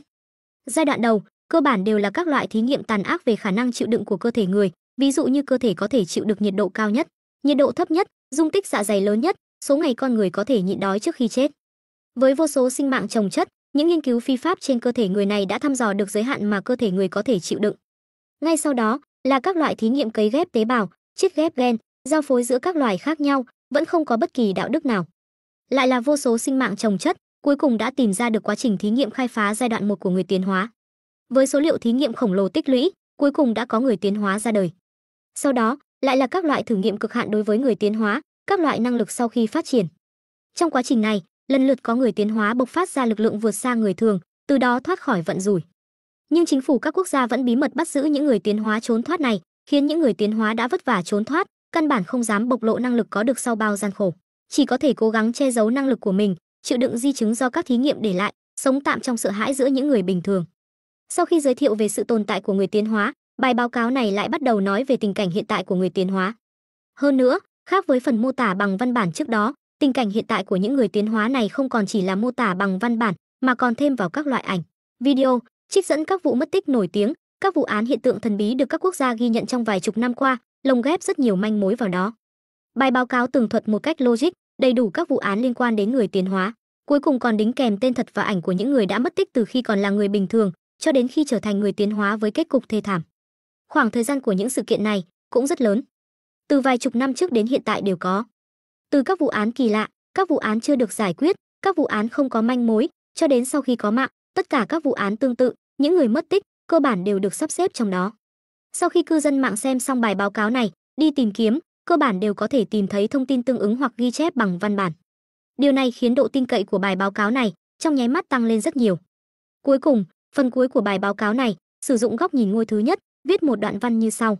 Tôi biết rất nhiều người sau khi xem đến đây vẫn sẽ không tin tính chân thực của bài báo cáo này, dù sao hiện nay trên mạng, các loại thông tin thật giả lẫn lộn, rất khó phân biệt. Hơn nữa, sau khi bài báo cáo này được đăng tải, rất có thể sẽ biến mất không dấu vết trước khi phần lớn mọi người kịp nhìn thấy, vì nhiều lý do. Nhưng tôi chỉ muốn nói, nếu có một ngày, bạn gặp những người rõ ràng các phương diện cơ thể đều rất khỏe mạnh, thậm chí còn khỏe mạnh hơn người bình thường, nhưng lại rất khốn khó, xin hãy nhớ kỹ dáng vẻ và đặc điểm của họ. Có lẽ, những người này chính là những người tiến hóa bị chính phủ các quốc gia bức hại trong bóng tối. Họ cũng từng là người bình thường như bạn và tôi, đối với bạn mà nói, có lẽ họ có chút bẩn thỉu, trên người có mùi hôi thối, thậm chí còn có chút nguy hiểm, nhưng họ đã từng là bảo bối của cha mẹ, là người thân mà một số người nhớ nhung, cả đời khó gặp lại. Đoạn văn lay động lòng người này, cuối cùng đã thuyết phục rất nhiều người từ đầu đến cuối vẫn không tin vào bài báo cáo. Kết hợp với các loại bằng chứng bằng văn bản, hình ảnh, âm thanh có lý có cứ trước đó, còn có những lời đồn về thế giới thần bí đang rất nóng trên mạng gần đây. Bài báo cáo này trong nháy mắt lan truyền khắp mạng, thậm chí lan truyền khắp tất cả các nơi có internet trên toàn cầu. Ngay cả những nơi có tường lửa, bài báo cáo này cũng được người ta đăng tải lên, thu hút sự chú ý của không ít người. Trong khoảnh khắc, hầu như toàn mạng đều đang bàn tán sôi nổi về chuyện này. Đây, bài báo cáo này rốt cuộc là thật hay giả? Sao ta lại cảm thấy ảo diệu thế? Lầu trên, hầu như tất cả các tờ báo tin tức uy tín của Eric đều đăng tải bài báo cáo này, ngươi cảm thấy là thật hay giả? Ta đã nói vụ người sói truy đuổi pháp sư ở New York trước đây không phải là quay phim. Rất nhiều người còn không tin ta, bị vả mặt rồi nhé. Thì ra là thế, nói cách khác, những bài viết ngụy trang thành sự cố thần bí trên mạng trước đó là thật. Kỳ thật, chúng ta bên này cũng có sự kiện thần bí tương tự, có người chứng kiến khăng khăng đã nhìn thấy bán thú nhân nhưng mấy ngày sau lại đổi giọng. Trước kia ta thật sự tin lời chính phủ, người kia bị kích thích bởi sự cố nên sinh ra ảo giác, cho đến khi nhìn thấy bài báo cáo này ta mới hiểu, người kia chỉ sợ nói thật. Bài báo cáo này sâu chuỗi những hồ sơ từ mấy chục năm trước theo dòng thời gian, kéo dài đến tận bây giờ. Hầu như đại bộ phận các vụ án mà mọi người biết đến đều được khái quát trong đó, logic rất chặt chẽ, cảm giác độ tin cậy rất cao. Nếu nội dung trong bài báo cáo này là thật, vậy thì những người tiến hóa này thật đáng thương. Trải qua vô số gian khổ mới trốn thoát được, vẫn còn phải trốn tránh. Bọn họ đã tính là may mắn, những người không vượt qua được thí nghiệm trên cơ thể người mới thật sự đáng thương, thi cốt cũng không tìm thấy. Anh trai ta mất tích 11 năm trước, tìm mãi không thấy, có khi nào là tình huống này không? Bạn lầu trên, nếu anh trai ngươi thật sự bị bắt đi làm thí nghiệm phi pháp trên cơ thể người, khả năng lớn hơn là không vượt qua được. Quá ác liệt, nếu như đây là thật, vậy thì Eric thậm chí chính phủ các quốc gia đều quá đen tối, bọn khốn này thật đáng chết. Thế mà cũng có người tin, thiết lập tiểu thuyết rẻ tiền như vậy, tin thì đầu óc có vấn đề rồi. Nếu thật sự có người tiến hóa tồn tại, bọn họ sẽ không lên tiếng sao? Quốc gia tự do dân chủ như Eric chúng ta, ngay cả nam nhân nói mình là nữ nhân cũng được, còn có thể hình thành giới tính mới, sao lại không dung nạp được những người tiến hóa này? Ủng hộ lầu trên, ta đã sớm muốn nói, nhưng thấy nhiều người nhập tâm quá, sợ bị chửi nên không dám nói. Có khả năng nào, những người tiến hóa này một khi lên tiếng, trước khi gây được sự chú ý của mọi người liền sẽ bị bí mật bắt lại? Đúng vậy, hai kẻ ngu ngốc kia còn tưởng mình là người tỉnh táo, kỳ thật không có đầu óc. Số liệu trong bài báo cáo này đã nói rõ, số lượng người tiến hóa rất hiếm, người bình thường muốn sống sót qua các thí nghiệm để trở thành người tiến hóa, xác suất thành công rất thấp. Hơn nữa đại bộ phận người thành công đều bị chính phủ kiểm soát, chỉ có một số ít có thể trốn thoát, hai kẻ ngu ngốc kia nói rõ thật không có đầu óc. Cuộc tranh luận trên mạng diễn ra sôi nổi, kịch liệt. Tổng thống Eric khi biết chuyện này, đã sững sờ. Chuyện này vẫn luôn là bí mật, chỉ có những đại nhân vật Eric ở cấp bậc nhất định, còn có tầng lớp lãnh đạo của 4 tập đoàn tài phiệt mới biết. Có thể nói như vậy, người đủ tư cách biết được bí mật này, quá trình xét duyệt và khảo nghiệm không hề kém cạnh độ khó của việc tranh cử tổng thống. Hơn nữa, sau khi biết được bí mật này, người nhà thậm chí bản thân đều sẽ bị 4 tập đoàn tài phiệt giám sát, căn bản không ai dám tiết lộ bí mật. Bởi vậy, khi chuyện này bị các tờ báo đưa tin, công khai, trong vài phút ngắn ngủi, vị tổng thống đương nhiệm này đầu óc trống rỗng, trong đầu ong ong. Sau đó, ngay khi tỉnh táo lại, vị tổng thống đương nhiệm này lập tức bắt đầu bố trí, chuẩn bị bịt miệng tất cả các tờ báo đã đăng tải bài báo cáo này, cũng tìm cách cứu vãn. Nhưng không đợi mệnh lệnh của ông ta được truyền từ Nhà Trắng đến New York, trên mạng lại xuất hiện một đợt tấn công nữa. Lần này là hệ thống giám sát thành phố New York, ghi lại cảnh những người tiến hóa dị năng của cục chỉnh đốn, bắt giữ và chiến đấu với những người tiến hóa bình thường đang sống ở New York. Ngoài ra, còn có các loại tư liệu thông tin và bằng chứng về việc những người tiến hóa dị năng của cục chỉnh đốn này điều động lực lượng cảnh sát và các bộ phận khác của New York dựa trên thân phận chính phủ. Trước tiên xác nhận thân phận và bối cảnh chính phủ của đám người tiến hóa dị năng cục chỉnh đốn. Sau đó lại dùng video chiến đấu bắt giữ người tiến hóa dân gian, xác nhận tố chất cơ thể vượt qua người bình thường, thậm chí là sự tồn tại của dị năng. Nếu như nói, bài báo cáo trước đó chỉ là đốt lên dư luận trên mạng, vậy thì đợt ảnh và video về thân phận và chiến đấu này, coi như đã khiến toàn bộ mạng lưới, thậm chí những người bình thường trong thực tế bùng nổ. Người tiến hóa có siêu năng lực, thậm chí dị năng, lại là thật sự tồn tại. Ngay cả chính phủ cũng có người tiến hóa tồn tại. Nói cách khác, nội dung của bài báo cáo kia là thật. Eric thậm chí chính phủ các quốc gia thật sự đang tiến hành các hoạt động nghiên cứu phi pháp trên cơ thể người. Trong lúc nhất thời, trên mạng và ngoài đời đều phẫn nộ, nhất là những gia đình có người thân mất tích, bao năm qua tìm kiếm không có kết quả. Sự phẫn nộ đều bị những gia đình này đổ lên đầu chính phủ Eric. Mà lúc này, trên mạng bắt đầu có người kêu gọi những gia đình có người mất tích này cùng nhau liên hợp lại tiến hành biểu tình kháng nghị. Thề phải để chính phủ Eric đưa ra câu trả lời thỏa đáng. Cùng lúc đó, các tổ chức nhân quyền Eric lúc này cũng xuất hiện, bắt đầu lên án chính phủ Eric, cũng kêu gọi mọi người trên mạng biểu tình thị uy, yêu cầu chính phủ Eric trao cho người tiến hóa quyền con người tương ứng. Ở Eric, nơi tràn lan tư tưởng thánh mẫu, có rất nhiều người hưởng ứng. Chỉ trong vài ngày, các bang của Eric lại bắt đầu biểu tình. New York, Nhà Trắng, đại lượng người biểu tình tụ tập. Nhưng sự kiện đến đây vẫn chưa kết thúc. Có phú hào đã thuê các màn hình LED lớn trên các công trình kiến trúc mang tính biểu tượng, còn có các xe quảng cáo di động, bắt đầu phát liên tục hình ảnh video những người tiến hóa dị năng của cục chỉnh đốn bắt giữ người tiến hóa dân gian. Một số người không rõ chân tướng, còn tưởng rằng đó là quảng cáo phim hành động đặc biệt. Cho đến khi có người giải thích, mới hiểu rõ chuyện gì xảy ra, sau đó cũng gia nhập đội ngũ biểu tình. Mặt khác, có đài truyền hình bắt đầu phỏng vấn người nhà của những người mất tích và người tiến hóa dân gian. Trên TV, trên mạng, những người nhà này tự nhiên là các loại khóc lóc kể lể và chửi bới chính phủ Eric. Sau khi những cuộc phỏng vấn này được phát sóng, lại có các tổ chức luật sư Eric bắt đầu tuyên bố sẽ miễn phí giúp những người nhà này khởi kiện chính phủ địa phương các bang. Ngoài ra, còn có những người da đen nghèo khó thừa cơ gây rối. Hết đợt tấn công này đến đợt tấn công khác, các nơi của Eric nhao nhao rơi vào hỗn loạn. Tổng thống Eric lần này đối mặt với tình hình hỗn loạn như vậy, vô cùng đau đầu. Nhà Trắng, vị tổng thống tóc hoa râm ngồi trong văn phòng cắm đầy quốc kỳ, không ngừng gọi điện thoại. Ngươi lập tức đi cảnh cáo tổng biên của các tờ báo đã đăng bài báo cáo kia, bảo bọn họ tìm cách xoay chuyển tình thế. Nếu không thì nói cho bọn họ biết, Bộ Thuế vụ Eric sẽ kiểm tra nghiêm ngặt tất cả chi tiết thuế vụ của bọn họ trong những năm gần đây. Ngươi đi điều tra địa chỉ IP của những người đã đăng tải những video đó, bắt hết những người đó lại. Bắt bọn họ khai ra kẻ đứng sau chỉ thị, nếu không thì cáo buộc bọn họ tội xâm phạm hệ thống an ninh quốc gia. Ngươi đi tìm ra kẻ đã dùng tiền thuê các màn hình quảng cáo lớn ở các thành phố, còn có những chiếc xe quảng cáo lưu động. Từng mối quan hệ một điều tra cho ta, nhất định phải bắt hết tất cả bọn chúng cho ta. Chuyện gì xảy ra với những đài truyền hình đã phỏng vấn những người kia, còn có những tổ chức luật sư kia, tổ chức nhân quyền, tất cả đều phải điều tra đến cùng cho ta. Từng cuộc điện thoại được gọi đi, vị tổng thống tóc hoa râm càng nói càng kích động, có thể nhìn rõ gân xanh nổi lên trên trán do tâm trạng dao động mạnh. Sau khi tiến hành một loạt bố trí, vị tổng thống tóc hoa râm này bỗng nhiên dừng động tác gọi điện thoại, sau đó bắt đầu hít sâu, cố gắng điều chỉnh cảm xúc kích động của mình, cuối cùng bấm một cuộc điện thoại. Bíp bíp, điện thoại vang lên một lúc, được kết nối.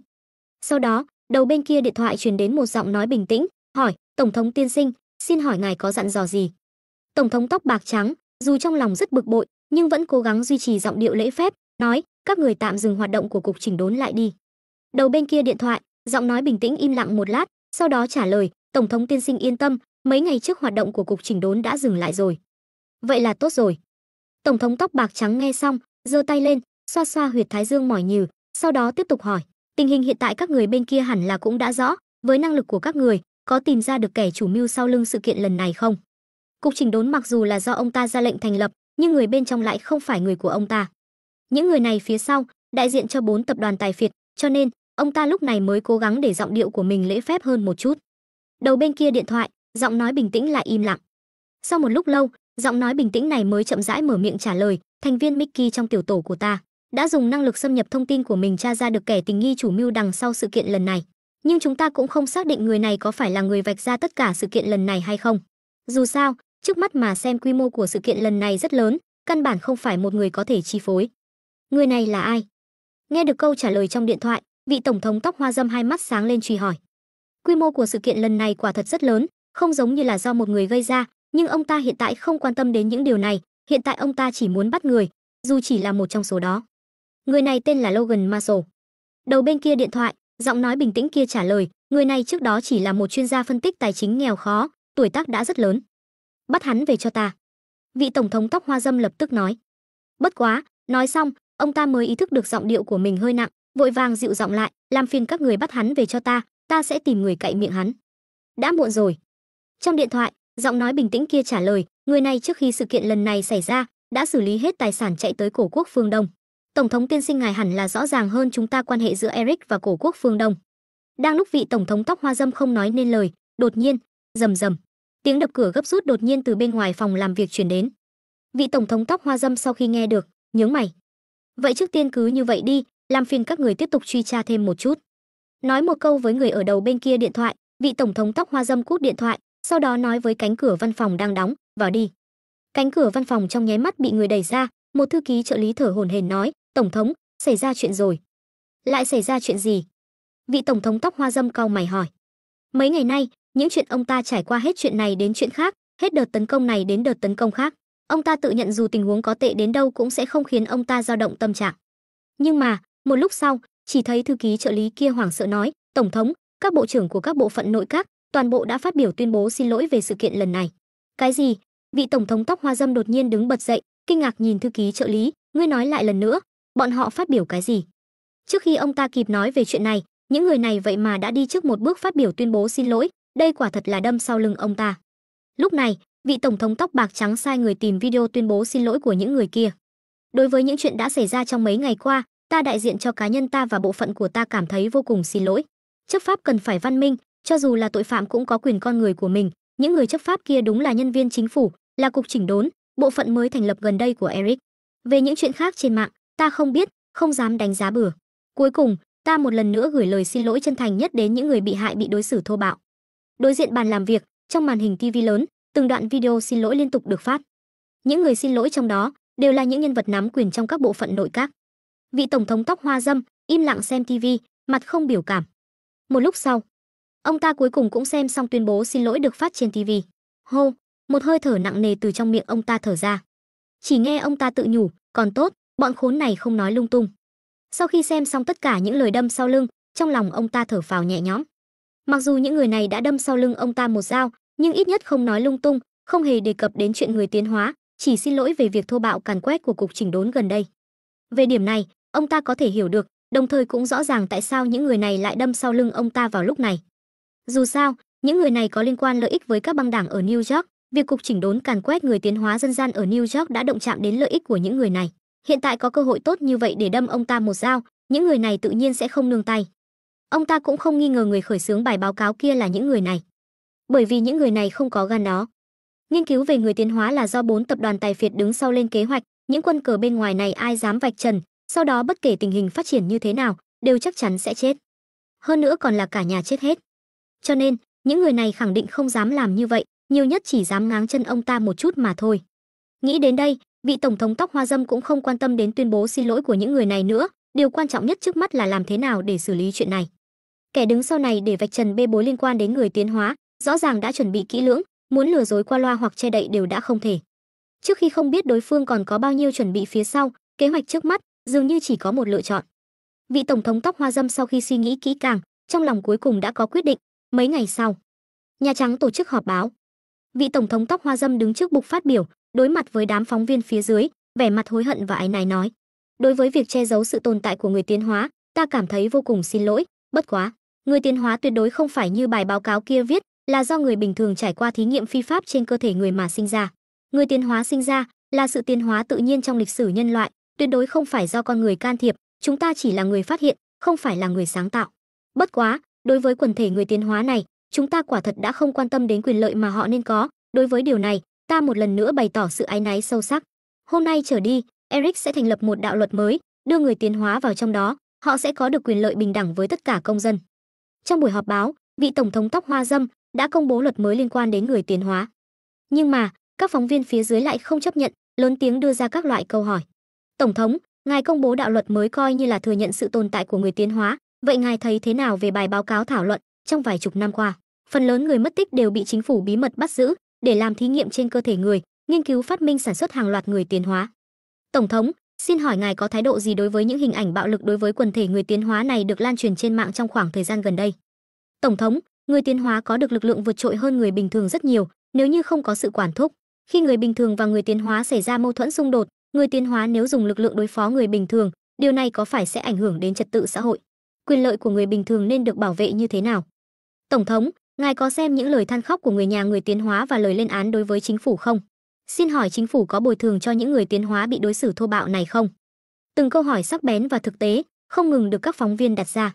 Những vấn đề này quả thật đều là những vấn đề xã hội cần phải đối mặt sau khi thừa nhận sự tồn tại của quần thể người tiến hóa này. Cũng may, buổi họp báo này không có phần đặt câu hỏi. Vị tổng thống tóc hoa râm phớt lờ những câu hỏi này, sau khi xin lỗi, liền rời khỏi hiện trường, để người phát ngôn của chính phủ Eric thay thế. Vị phát ngôn viên chính phủ này lại nói chuyện vòng vo, mặc dù có vẻ như đang trả lời câu hỏi của các phóng viên, nhưng lại lảng tránh, căn bản không đưa ra câu trả lời xác thực. Tất cả đều là các loại đang thẩm nghị, có đề án, đang chuẩn bị luật pháp liên quan. Cách nói qua loa này tự nhiên không thể khiến các phóng viên ở đó, thậm chí người dân hài lòng. Sau buổi họp báo này, dư luận trên mạng không những không lắng xuống, mà còn trở nên kịch liệt hơn. Bất quá, sau khi Eric chính thức thừa nhận sự tồn tại của quần thể người tiến hóa, dư luận trên mạng cũng không còn chỉ nhắm vào Eric mà nhắm vào quốc gia của mình. Nhưng dù vậy, Eric trong một khoảng thời gian rất dài sau đó vẫn liên tục xuất hiện các cuộc biểu tình kháng nghị vì sự việc người tiến hóa, đồng thời đã dẫn đến việc rất nhiều người nhà có người mất tích, người nhà người tiến hóa, thậm chí những người tiến hóa đã từng bị hãm hại đứng lên khởi kiện chính phủ Eric. Mặt khác, cục chỉnh đốn vừa thành lập cũng bị yêu cầu tạm dừng tất cả hành động để tránh bị người dân chụp ảnh làm bằng chứng gián tiếp khởi kiện Eric. Trong lúc nhất thời, cục chỉnh đốn trực tiếp chỉ còn trên danh nghĩa, từ một bộ phận mới trực tiếp biến thành bộ phận không có thực quyền. New York, một tòa nhà cao tầng. Trong cục chỉnh đốn, Ian, Mickey, Lina, Ban, thậm chí những người tiến hóa dị năng của 3 tổ khác, cả ngày chỉ có thể ở trong đơn vị không có việc gì làm. Ban, người to lớn, trải một tấm thảm tập thể dục trên một khoảng đất trống nhỏ trong khu vực làm việc của bọn họ, cầm mấy quả tạ tay rất nặng, mỗi ngày đều đến đơn vị rèn luyện cơ thể. Mà Mickey thì mang tivi, máy chơi game, còn có ghế sofa đến, mỗi ngày ngồi chơi game. Lina buồn chán nằm sấp trên bàn làm việc, thở dài, thật nhàm chán. Ian, với mái tóc vàng, đứng trước cửa sổ, hai mắt vẫn nhắm, nụ cười thường trực trên mặt đã biến mất từ lâu. Cau mày không ngừng lẩm bẩm, rốt cuộc là có vấn đề ở đâu, kẻ đứng sau tất cả chuyện này rốt cuộc là ai? Từ khi cục chỉnh đốn thành lập với hoài bão lớn, cho đến cục diện không có thực quyền như hiện tại, cho dù là có dị năng quay ngược, có thể nhìn thấy những mảnh ghép nhất định trong quá khứ. Hắn, sau khi hồi tưởng cẩn thận tất cả các chi tiết trong khoảng thời gian này, cũng không phân tích được rốt cuộc là có vấn đề ở đâu. Những người tiến hóa bị bắt kia đều đã được thả trong các cuộc biểu tình kháng nghị trong khoảng thời gian này. Có các loại ảnh và video làm bằng chứng, người nhà của người tiến hóa trực tiếp được những người có ý đồ an bài đến cục chỉnh đốn biểu tình. Thậm chí thông tin về người nhà của bọn họ, vị trí của người nhà đều bị tiết lộ. Mặc dù người nhà của bọn họ đã sớm được 4 tập đoàn tài phiệt sắp xếp người theo dõi, vừa bảo vệ vừa giám sát, cũng không gây ra hậu quả xấu nào. Nhưng điều này vẫn khiến bọn họ cảm thấy bị uy hiếp sâu sắc. Mà thảm nhất là, bọn họ còn không biết kẻ đứng sau tất cả chuyện này là ai. Manh mối duy nhất có thể điều tra ra chính là phú hào Logan Marshall đã chạy trốn sang cổ quốc phương Đông kia. Nghĩ đến đây, lông mày của Ian không khỏi nhăn lại càng chặt hơn, hắn chưa từng thất bại như vậy. Khi những người tiến hóa dị năng của cục chỉnh đốn trên dưới, giống như Ian, cảm thấy thất bại, kẻ khởi xướng tất cả những chuyện này lại đang ở ngoại ô New York, trong một phòng thí nghiệm dưới lòng đất của một sân golf đang xây dựng dở, mỗi ngày tiến hành tĩnh tọa, tu hành thanh tĩnh công có thể tăng thuộc tính tinh thần. Ký chủ đã duy trì trạng thái nhập định 2 giờ, thuộc tính tinh thần cộng 0.01. Ký chủ đã duy trì trạng thái nhập định 2 giờ, thuộc tính tinh thần cộng 0.01. Ký chủ đã duy trì trạng thái nhập định 2 giờ, thuộc tính tinh thần cộng 0.01. Cứ 2 giờ, trong tầm nhìn của Tô Lăng lại xuất hiện thông báo hệ thống thuộc tính tinh thần tăng 0.01. Ngoài ra, tình hình bên ngoài cũng không ngừng được phản hồi trong đầu hắn thông qua năng lực bản thân toàn tri. Mặc dù hắn ở phía sau thao túng, chỉ thị một số ít người dẫn dắt tình hình hiện tại, nhưng khi ý thức của hắn ở trạng thái hư vô người thực vật, đã từng luyện thành năng lực suy diễn.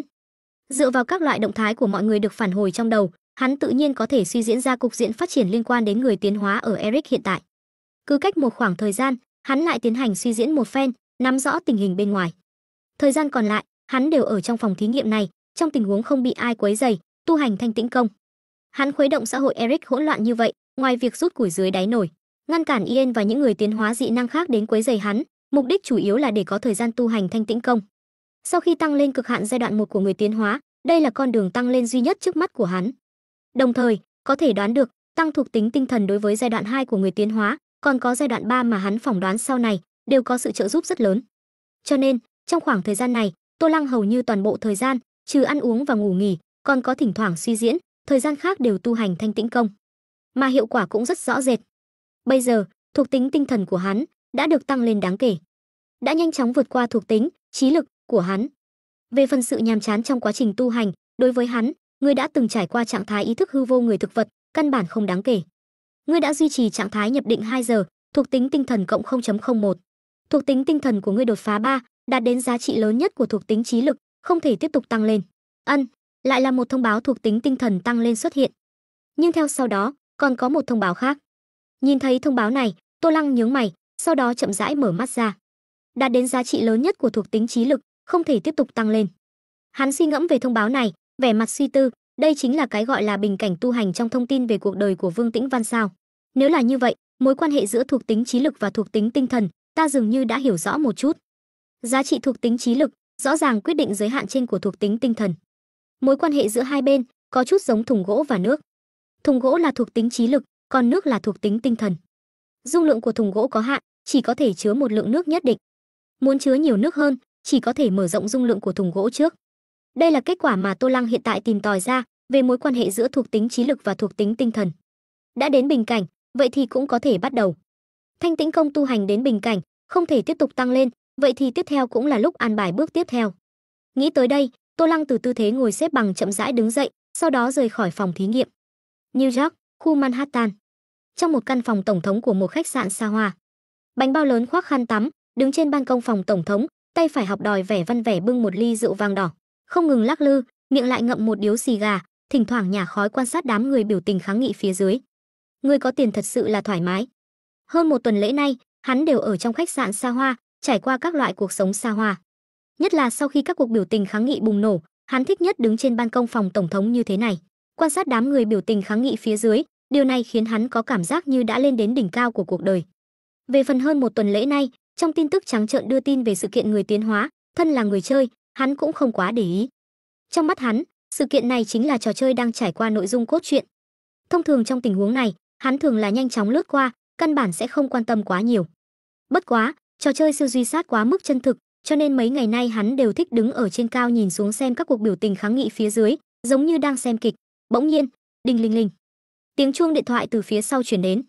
Bánh bao lớn đứng trên ban công sững sờ, sau đó từ ban công trở vào phòng, cầm điện thoại ném trên giường lên, liếc qua hiển thị cuộc gọi, hắn lúc này mới nhận điện thoại. Alo, tiến sĩ, là trang viên biệt thự đã sửa xong rồi sao? Hắn tưởng rằng trang viên biệt thự ở ngoại ô đã sửa xong. Nhưng mà, đầu bên kia điện thoại, giọng nói của Tô Lăng lại bình tĩnh nói, cậu bảo Tiểu Điệp xuống lầu khách sạn lấy một món đồ. Bánh bao lớn nghi hoặc một tiếng, muốn hỏi nguyên nhân, lại phát hiện điện thoại đã bị cúp. Bất đắc dĩ, hắn chỉ có thể dùng điện thoại trong phòng, gọi cho Tiểu Điệp đang ở trong một căn phòng khác. Một lát sau, điện thoại kết nối. Alo, bánh bao ca, có chuyện gì vậy? Giọng nói của Tiểu Điệp từ trong điện thoại truyền đến. Bánh bao lớn nói, tiến sĩ bảo ngươi xuống lầu lấy một món đồ. Tiểu Điệp ở đầu bên kia điện thoại rõ ràng sững sờ, nhưng sau đó liền không hỏi gì mà trả lời, được. Sau đó, cúp điện thoại, Tiểu Điệp đang ở trong một căn phòng khác liền nhanh chóng đi thang máy xuống lầu, đi tới tầng 1 khách sạn. Tại cửa ra vào đại sảnh khách sạn, một nhân viên giao hàng bị bảo vệ ngăn lại, hai tay ôm một thùng đồ vật, đã sớm chờ đợi ở đây. Hai bên đầu tiên là xác nhận thân phận, sau đó nhân viên giao hàng liền bảo Tiểu Điệp ký tên vào đơn giao hàng.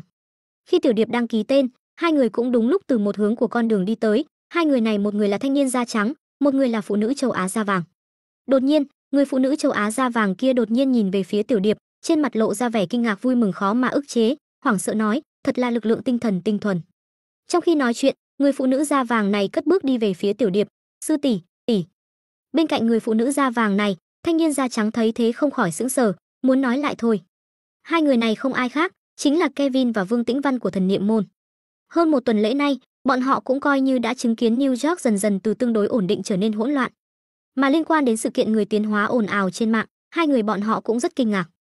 Bất quá, Kevin một lòng muốn tìm được hung thủ sát hại anh trai mình báo thù, không có quá nhiều tinh lực chú ý chuyện này. Hơn một tuần lễ này, hắn đã thông qua việc thôi miên những cảnh sát ở đồn cảnh sát Manhattan đó, loại bỏ khả năng thi thể của anh trai mình bị di chuyển và chết cùng với thi thể thứ ba kia. Nói cách khác, anh trai mình đúng là bị thi thể thứ ba kia giết chết, sau đó thi thể thứ ba kia không lâu sau liền bị người diệt khẩu. Kẻ đã giết chết anh trai mình, phía sau còn có người, thậm chí là một tổ chức. Mà mấy ngày nay, hắn đều đang điều tra việc này. Mặc dù kẻ đã giết chết anh trai hắn đã bị diệt khẩu, trở thành thi thể thứ ba lúc đó, nhưng thân phận trước khi chết của người này, những người mà người này tiếp xúc, đều là những hướng có thể điều tra. Chỉ tiếc, mấy ngày nay điều tra, cơ bản đều không có kết quả gì. Người tên là Ban Kiệt Minh kia, trước khi chết có khả năng tiếp xúc với những người bình thường, Kevin cơ bản đều đã đi thôi miên hỏi thăm một lượt, đều không có bất kỳ manh mối nào. Cuối cùng, hắn chỉ có thể đặt hướng điều tra vào nơi làm việc trước khi chết của người này, nội các. Cho dù Kevin điều tra biết được, người này dường như mới vào nội các một ngày, chỉ là một trợ lý thực tập, thân phận địa vị không cao. Nhưng điều này càng khiến Kevin hoài nghi hơn.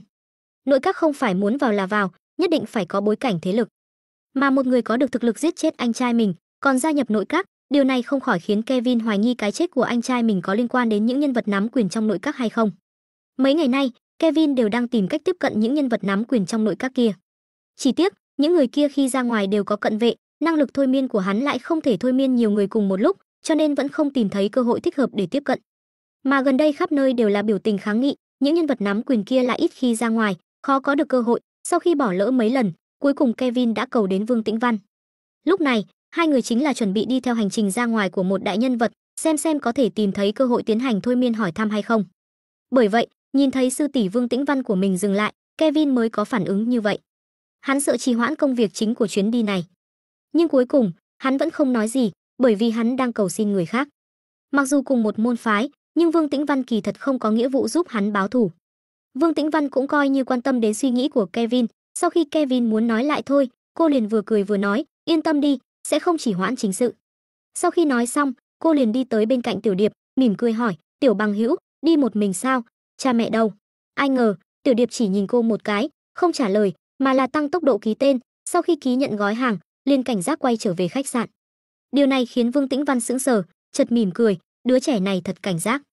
Một lúc sau, một vòng sóng vô hình bỗng nhiên từ trên người cô khuếch tán ra, những nơi đi qua, bảo vệ khách sạn, người đi đường xung quanh, thậm chí là Kevin ở bên cạnh, ánh mắt đều trong nháy mắt trở nên mờ mịt. Rất nhanh, sóng vô hình này liền bao trùm đến Tiểu Điệp. Chỉ thấy ánh mắt Tiểu Điệp cũng trong nháy mắt trở nên mờ mịt, tay ôm gói hàng tiềm thức nới lỏng. Đông, gói hàng rơi xuống đất, phát ra tiếng vang. Ánh mắt mờ mịt của Tiểu Điệp dường như bị tiếng vang này quấy nhiễu, ánh mắt vốn mờ mịt lập tức ngưng tụ lại. Chỉ bất quá, dưới sự bao trùm của tinh thần lực của Vương Tĩnh Văn, mặc dù tinh thần lực tinh thuần, nhưng cuối cùng cường độ quá thấp. Chỉ thấy ánh mắt của Tiểu Điệp vừa muốn ngưng tụ, nhưng lại từ từ tan rã, dường như đã nhận ra trạng thái không đúng trước mắt, trong nháy mắt lộ ra vẻ giãy giụa. Trong sự giãy giụa này, một cỗ lực lượng tinh thần tinh thuần, trong nháy mắt lấy Tiểu Điệp làm trung tâm lan ra.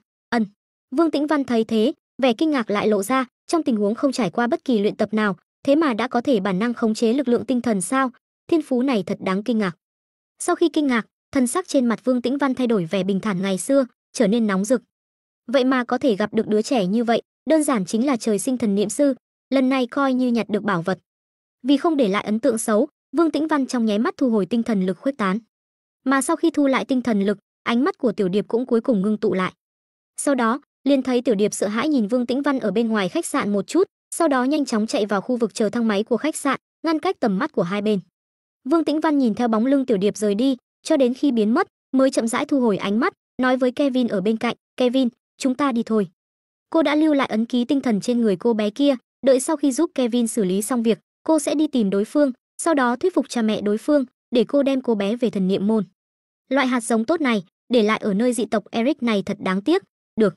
Kevin đối với việc Vương Tĩnh Văn thôi miên vừa rồi, căn bản không hề phát giác, thậm chí hắn còn không nhớ nổi Vương Tĩnh Văn đã hỏi thăm Tiểu Điệp. Sau khi nghe Vương Tĩnh Văn nói, hắn tự nhiên gật đầu đồng ý. Sau đó, hai người liền rời khỏi khách sạn, đi theo những người biểu tình kháng nghị rời đi. Cạch cạch cạch.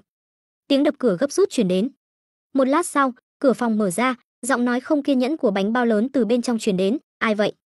Khi thấy Tiểu Điệp mặt mày tái mét, không ngừng thở hổn hển ở cửa, Bánh Bao Lớn sững sờ, hỏi, "Tiểu Điệp, sao vậy?" Tiểu Điệp sợ hãi, thở hổn hển nói, "Bánh Bao ca, chúng ta mau rời khỏi đây đi, ta ở dưới lầu gặp một người rất kỳ quái." "Người kỳ quái?"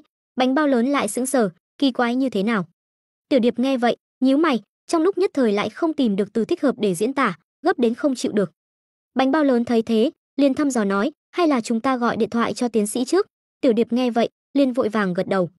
Sau đó, hai người liền đi vào phòng, gọi điện thoại cho Tô Lăng.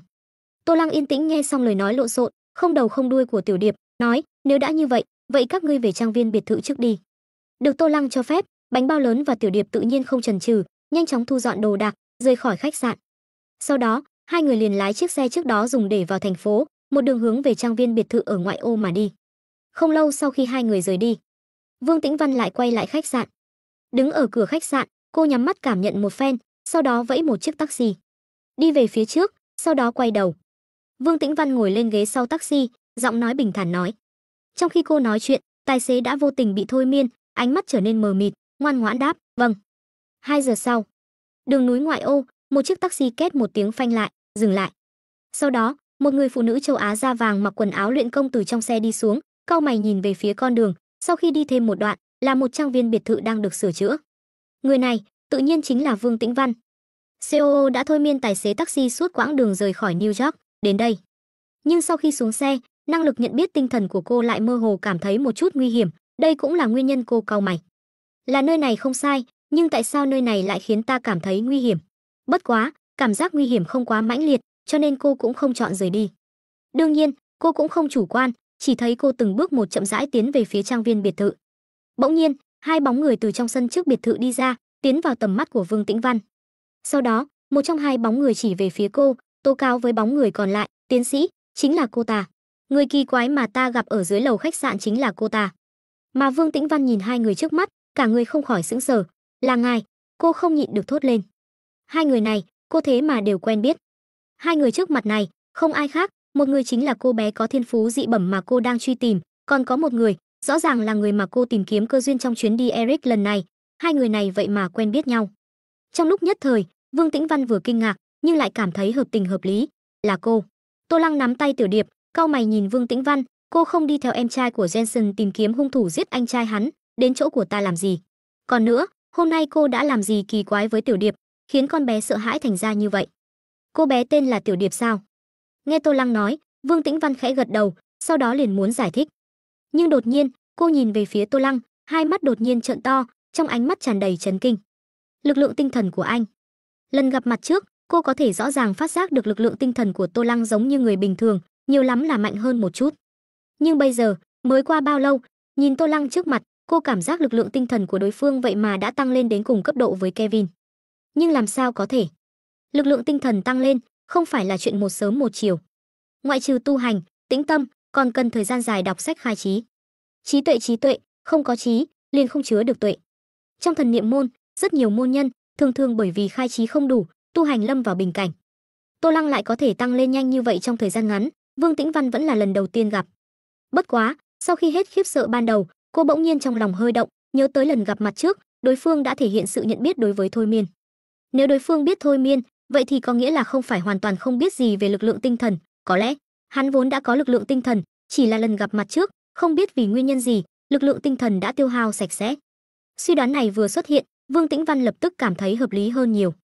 Đồng thời, cũng giải thích tại sao sau khi xuống xe ở đây, cô chỉ cảm thấy một chút nguy hiểm, đối phương đã khôi phục lại lực lượng tinh thần, dùng lực lượng tinh thần làm tê liệt cảm giác của cô. Trong lòng nhanh chóng hiện lên những ý nghĩ này, Vương Tĩnh Văn trên mặt rất nhanh khôi phục như thường, cô mở miệng giải thích, "Ta nghĩ giữa chúng ta có thể có chút hiểu lầm. Ta chỉ là thấy cô bé này có lực lượng tinh thần phi thường tinh thuần, hơn nữa có thiên phú rất tốt đối với lực lượng tinh thần, cho nên nảy sinh ý định thu đồ đệ. Nhưng ai biết con bé lại quá mức cảnh giác, căn bản không thèm để ý đến ta, bất đắc dĩ, ta mới muốn thôi miên con bé, hỏi thăm chút tình hình cơ bản, ai ngờ con bé lại có thể thoát khỏi thôi miên của ta." Nói đến đây, Vương Tĩnh Văn không khỏi hai mắt sáng lên, ánh mắt nhìn về phía Tiểu Điệp tràn đầy thưởng thức, "Chỉ có vậy?" Tô Lăng nhíu mày lại, hỏi.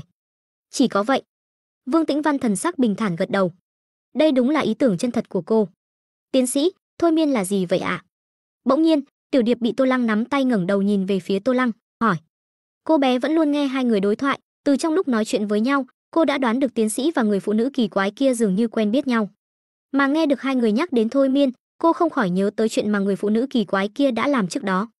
Lúc đó cô không biết đó là gì, chỉ cảm thấy rất không tốt, nếu không phản kháng, rất có thể sẽ xảy ra chuyện không tốt. Bây giờ kết hợp đối thoại của tiến sĩ và người phụ nữ kỳ quái kia, dường như đây chính là thôi miên. Nhưng đối với thôi miên, cô vẫn không có khái niệm cụ thể, thế là không nhịn được mở miệng hỏi thăm, "Thôi miên?" Nghe Tiểu Điệp hỏi thăm, Tô Lăng suy nghĩ một chút, bỗng nhiên quay đầu nhìn về phía trang viên biệt thự hô to, "Bánh bao, đến đây một chút, gọi ta." Bánh bao lớn vẻ mặt vô cùng nghi hoặc từ trong sân đi tới, "Chuyện gì?" Tô Lăng ánh mắt nhìn về phía Vương Tĩnh Văn, từ tốn nói, "Làm mẫu một chút đi." Vương Tĩnh Văn lập tức hiểu ý, ánh mắt nhìn về phía bánh bao lớn, khẽ nói, "Ngủ đi."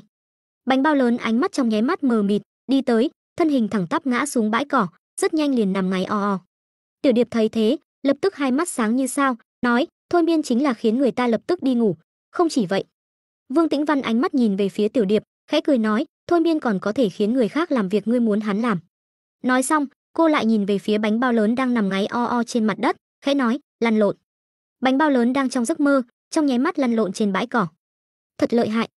Tiểu Điệp nhìn thấy không nhịn được vỗ tay, sau đó hai mắt sáng lấp lánh nhìn về phía Vương Tĩnh Văn, mong đợi hỏi, "Cô có thể dạy ta không?" "Có thể." Vương Tĩnh Văn cười nói, "Bất quá phải bái ta làm thầy, đi theo ta mới có thể dạy." Nghe được lời này, Tiểu Điệp lập tức nhíu mày, nhưng sau đó dường như lại nghĩ tới điều gì đó, cắn răng, ngẩng đầu nhìn về phía Tô Lăng, hỏi, "Tiến sĩ, ta có thể đi theo cô này học thôi miên không ạ?"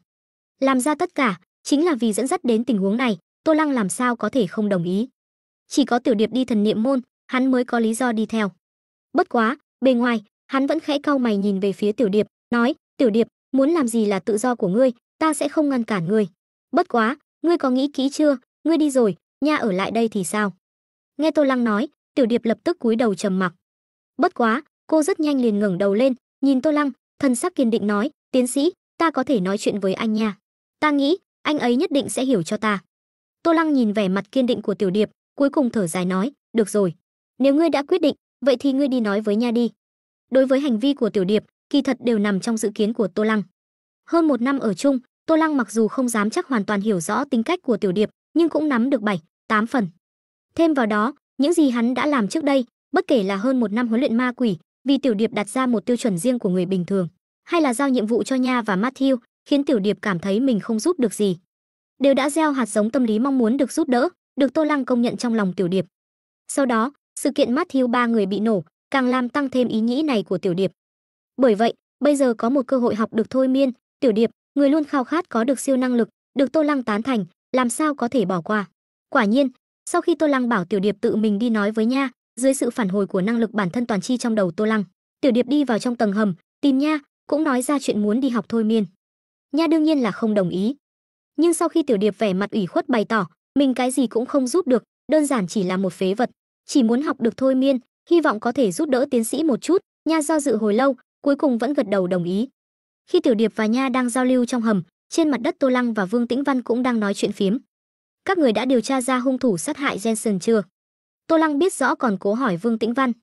Vương Tĩnh Văn thần sắc bình thản khẽ lắc đầu, trả lời, tạm thời còn chưa. Sau đó, cô hỏi lại Tô Lăng, chỗ anh có manh mối gì không? Ngược lại là có một chút, nhưng không biết có tính là manh mối không. Tô Lăng hơi nhíu mày nói, người của ta được cài vào trong đồn cảnh sát New York, đã tra thông tin tài khoản trên các nền tảng mạng của Jensen 3 người, phát hiện kẻ đã giết chết Jensen, từng đăng tải một số thông tin khó hiểu trên nhiều nền tảng, đồng thời còn dùng tiền mua lượt truy cập để quảng bá. Đáng tiếc ta đã tìm không ít chuyên gia ngôn ngữ và chuyên gia mật mã đến, lại đều nói không hiểu.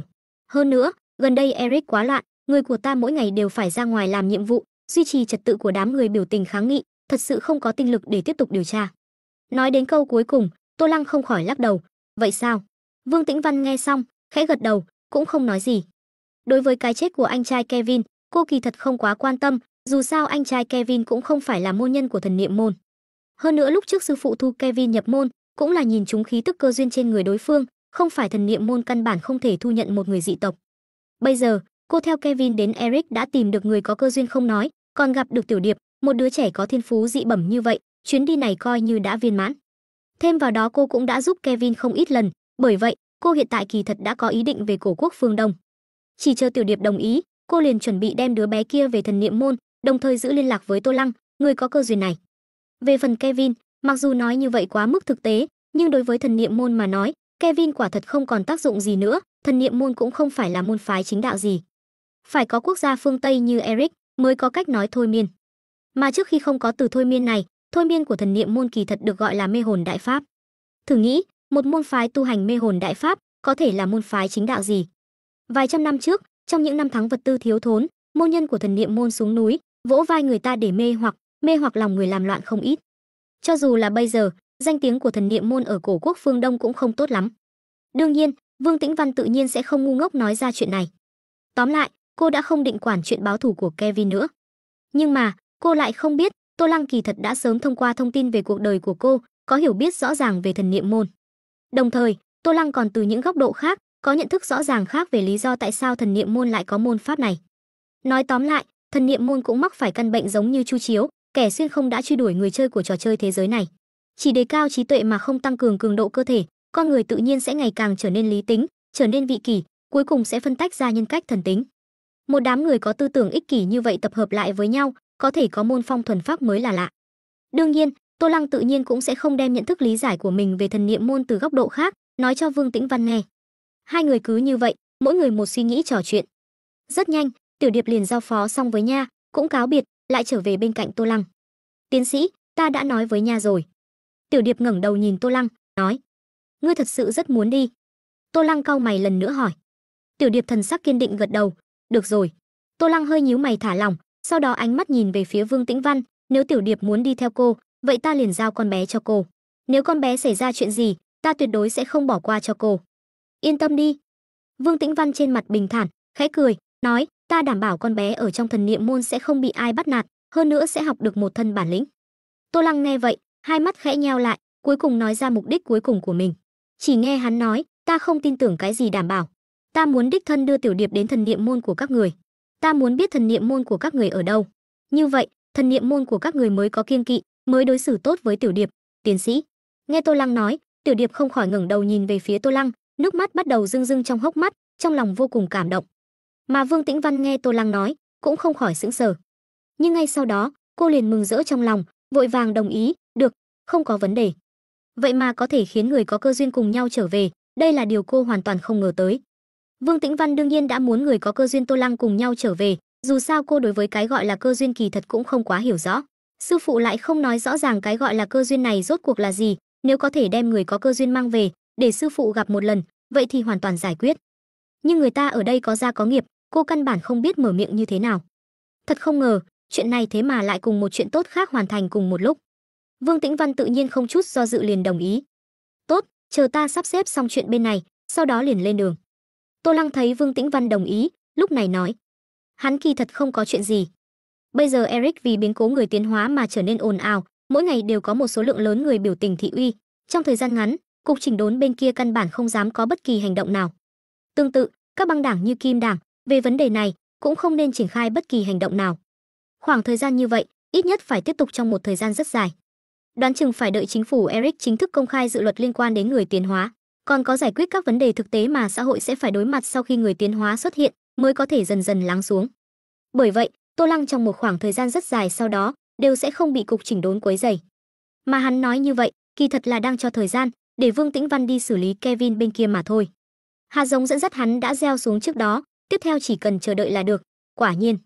Sau khi nghe Tô Lăng nói xong, Vương Tĩnh Văn cũng gật đầu nói, vừa vặn ta cũng cần xử lý một số việc. Tô Lăng nghe vậy, gật đầu nói, tốt, đợi Vương Tĩnh Văn xử lý xong rồi thì đến đây tìm ta, sau đó chúng ta sẽ cùng nhau xuất phát.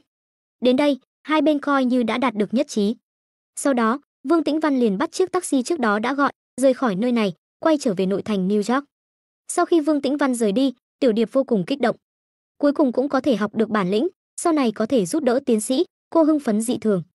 Nhưng bỗng nhiên, ánh mắt cô thoáng nhìn thấy trên bãi cỏ cách đó không xa, một bóng người đang không ngừng lăn lộn, cô có chút ngạc nhiên, chợt vội vàng nói với Tô Lăng, nguy rồi. Tiến sĩ, bánh bao ca còn chưa được giải trừ thôi miên, không sao. Tô Lăng nghe vậy, liếc qua bánh bao lớn đang không ngừng lăn lộn cách đó không xa, vừa cười vừa nói, đợi hắn lăn mệt rồi tự nhiên sẽ dừng lại. À, vậy sao? Tiểu Điệp nghe xong, lúc này mới yên tâm lại. Hoàng hôn buông xuống, một bóng người, vẻ mặt mờ mịt từ trên bãi cỏ đứng dậy. Sau đó, bóng người này nhìn bãi cỏ bằng phẳng xung quanh bị đè xuống, không khỏi đầy dấu chấm hỏi. Chuyện gì xảy ra? Một căn hộ, trong phòng của Kevin. Cái gì? Sư tỷ muốn về rồi sao? Khi Vương Tĩnh Văn vào phòng hắn, nói muốn trở về, Kevin không khỏi ngây ngẩn cả người. Ban ngày, bọn họ mới mượn cơ hội thôi miên, hỏi thăm xong một vị đại nhân vật, chạng vạng tối, Vương Tĩnh Văn liền nói phải về. Trong lúc nhất thời, Kevin đang nghĩ, có phải mình đã đắc tội vị sư tỷ này hay không? Vương Tĩnh Văn thần sắc bình thản khẽ gật đầu, nói, ở chỗ này cũng đã lâu rồi, cũng nên trở về thôi. Kevin, điều tra tiếp theo phải nhờ vào chính cậu rồi. Kevin Roderick nghe vậy, há to miệng, muốn nói điều gì đó, nhưng cuối cùng lại không nói nên lời. Điều tra hung thủ sát hại anh trai, vốn là việc riêng của hắn, Vương Tĩnh Văn giúp là tình cảm, không giúp là bổn phận, huống chi, trong khoảng thời gian này sư tỷ đã giúp hắn không ít lần. Chỉ thấy hắn hít sâu một hơi, trên mặt cố gắng nở nụ cười nói, được rồi. Vậy chúc sư tỷ lên đường bình an. Vương Tĩnh Văn nghe vậy, khẽ gật đầu. Sau đó, nhìn thấy Kevin cũng coi như hiểu chuyện, cô chợt nhớ tới manh mối mà Tô Lăng đã nói lúc ban ngày. Thế là, nể tình đồng môn, cô quyết định sẽ giúp đối phương một lần cuối cùng. Chỉ nghe cô mở miệng nói, đúng rồi, hôm nay ta lại đi tìm vị Vương Viễn Lâm kia. Hắn đã tra được một manh mối không ra manh mối, ta nói cho cậu tham khảo. Kevin nghe vậy, lập tức khẽ giật mình, manh mối không ra manh mối, đó là gì? Vương Tĩnh Văn lúc này đem những lời Tô Lăng nói hôm nay, thuật lại nguyên văn cho Kevin. Từng đăng tải một số thông tin khó hiểu trên nhiều nền tảng mạng, đồng thời còn dùng tiền mua lượt truy cập để quảng bá. Nghe được manh mối này, Kevin lập tức hai mắt sáng lên. Điều này khiến cuộc điều tra đang bế tắc của hắn lại có hướng đi mới. Mặc dù ngay cả Vương Viễn Lâm, người có thực lực cường đại, lại có tổ chức băng đảng như Kim đảng, đều không tra được thông tin hữu ích gì, nhưng liên quan đến thủ của anh trai, Kevin nếu không tự mình điều tra, tuyệt đối sẽ không cam lòng. Huống chi, đối phương cũng nói rõ là do gần đây Eric quá loạn, người của đối phương không có tinh lực tiếp tục điều tra. Nhưng hắn thì khác. Toàn bộ tinh lực của hắn đều đang tập trung vào việc điều tra. Nghĩ đến đây, Kevin liền không thể chờ đợi được ra ngoài rời khỏi căn hộ. Mà Vương Tĩnh Văn nói xong những điều muốn nói, cũng rời khỏi phòng của Kevin. Cùng lúc đó, New York, Manhattan, quảng trường thời đại, là nơi phồn hoa náo nhiệt nhất New York, cho dù là chạng vạng tối, nơi đây vẫn tấp nập người qua lại. Hơn nữa, trong đám người qua lại này, có người da đen, da trắng, da vàng, da nâu, các loại màu da. Ngoài ra, trong đám người tấp nập này, còn có những người mặc trang phục kỳ dị, hoặc là kẻ lang thang, hoặc là cosplayer anime, hoặc là diễn viên hóa trang thành hề. Ở nơi người đông đúc, ăn mặc đa dạng này, bất luận trang phục và màu da nào tụ tập ở một góc nào đó, đều không hề thu hút. Ở một góc quảng trường thời đại, ba bóng người tạo thành thế tam giác, đứng tách biệt. Ba người này lần lượt là một thanh niên da trắng, một thanh niên da vàng, còn có một người đàn ông da nâu. Thanh niên da trắng mặc một bộ trang phục cosplay anime, trong tay cầm một thanh katana, tay trái cầm vỏ đao, tay phải cầm chuôi đao, không rời một khắc. Thanh niên da vàng cũng mặc một bộ trang phục cosplay anime, chẳng qua là trường bào trắng mang phong cách cổ trang phương Đông, sau lưng đeo một thanh kiếm. Còn người đàn ông da nâu thứ ba thì mặc một bộ cà sa màu vàng đỏ, hai tay luôn chắp trước ngực, đầu tóc như cỏ khô, râu dài che hết cằm. Giữa hai lông mày còn chấm một chấm đỏ, cả người trông như tiểu tụy, nhưng đôi mắt lại rất sáng, tinh thần sáng láng. Ba người sau khi gặp mặt, nhìn nhau, sau đó thanh niên da vàng kia lạnh giọng tự giới thiệu, Kiếm khí Lăng Tiêu. Nghe hắn tự giới thiệu, hai người còn lại lần lượt xưng tên. Wigander, người đàn ông da nâu râu dài, hơi cúi người nói. Sau đó, thanh niên da trắng sau khi do dự một chút, nói, cung bản.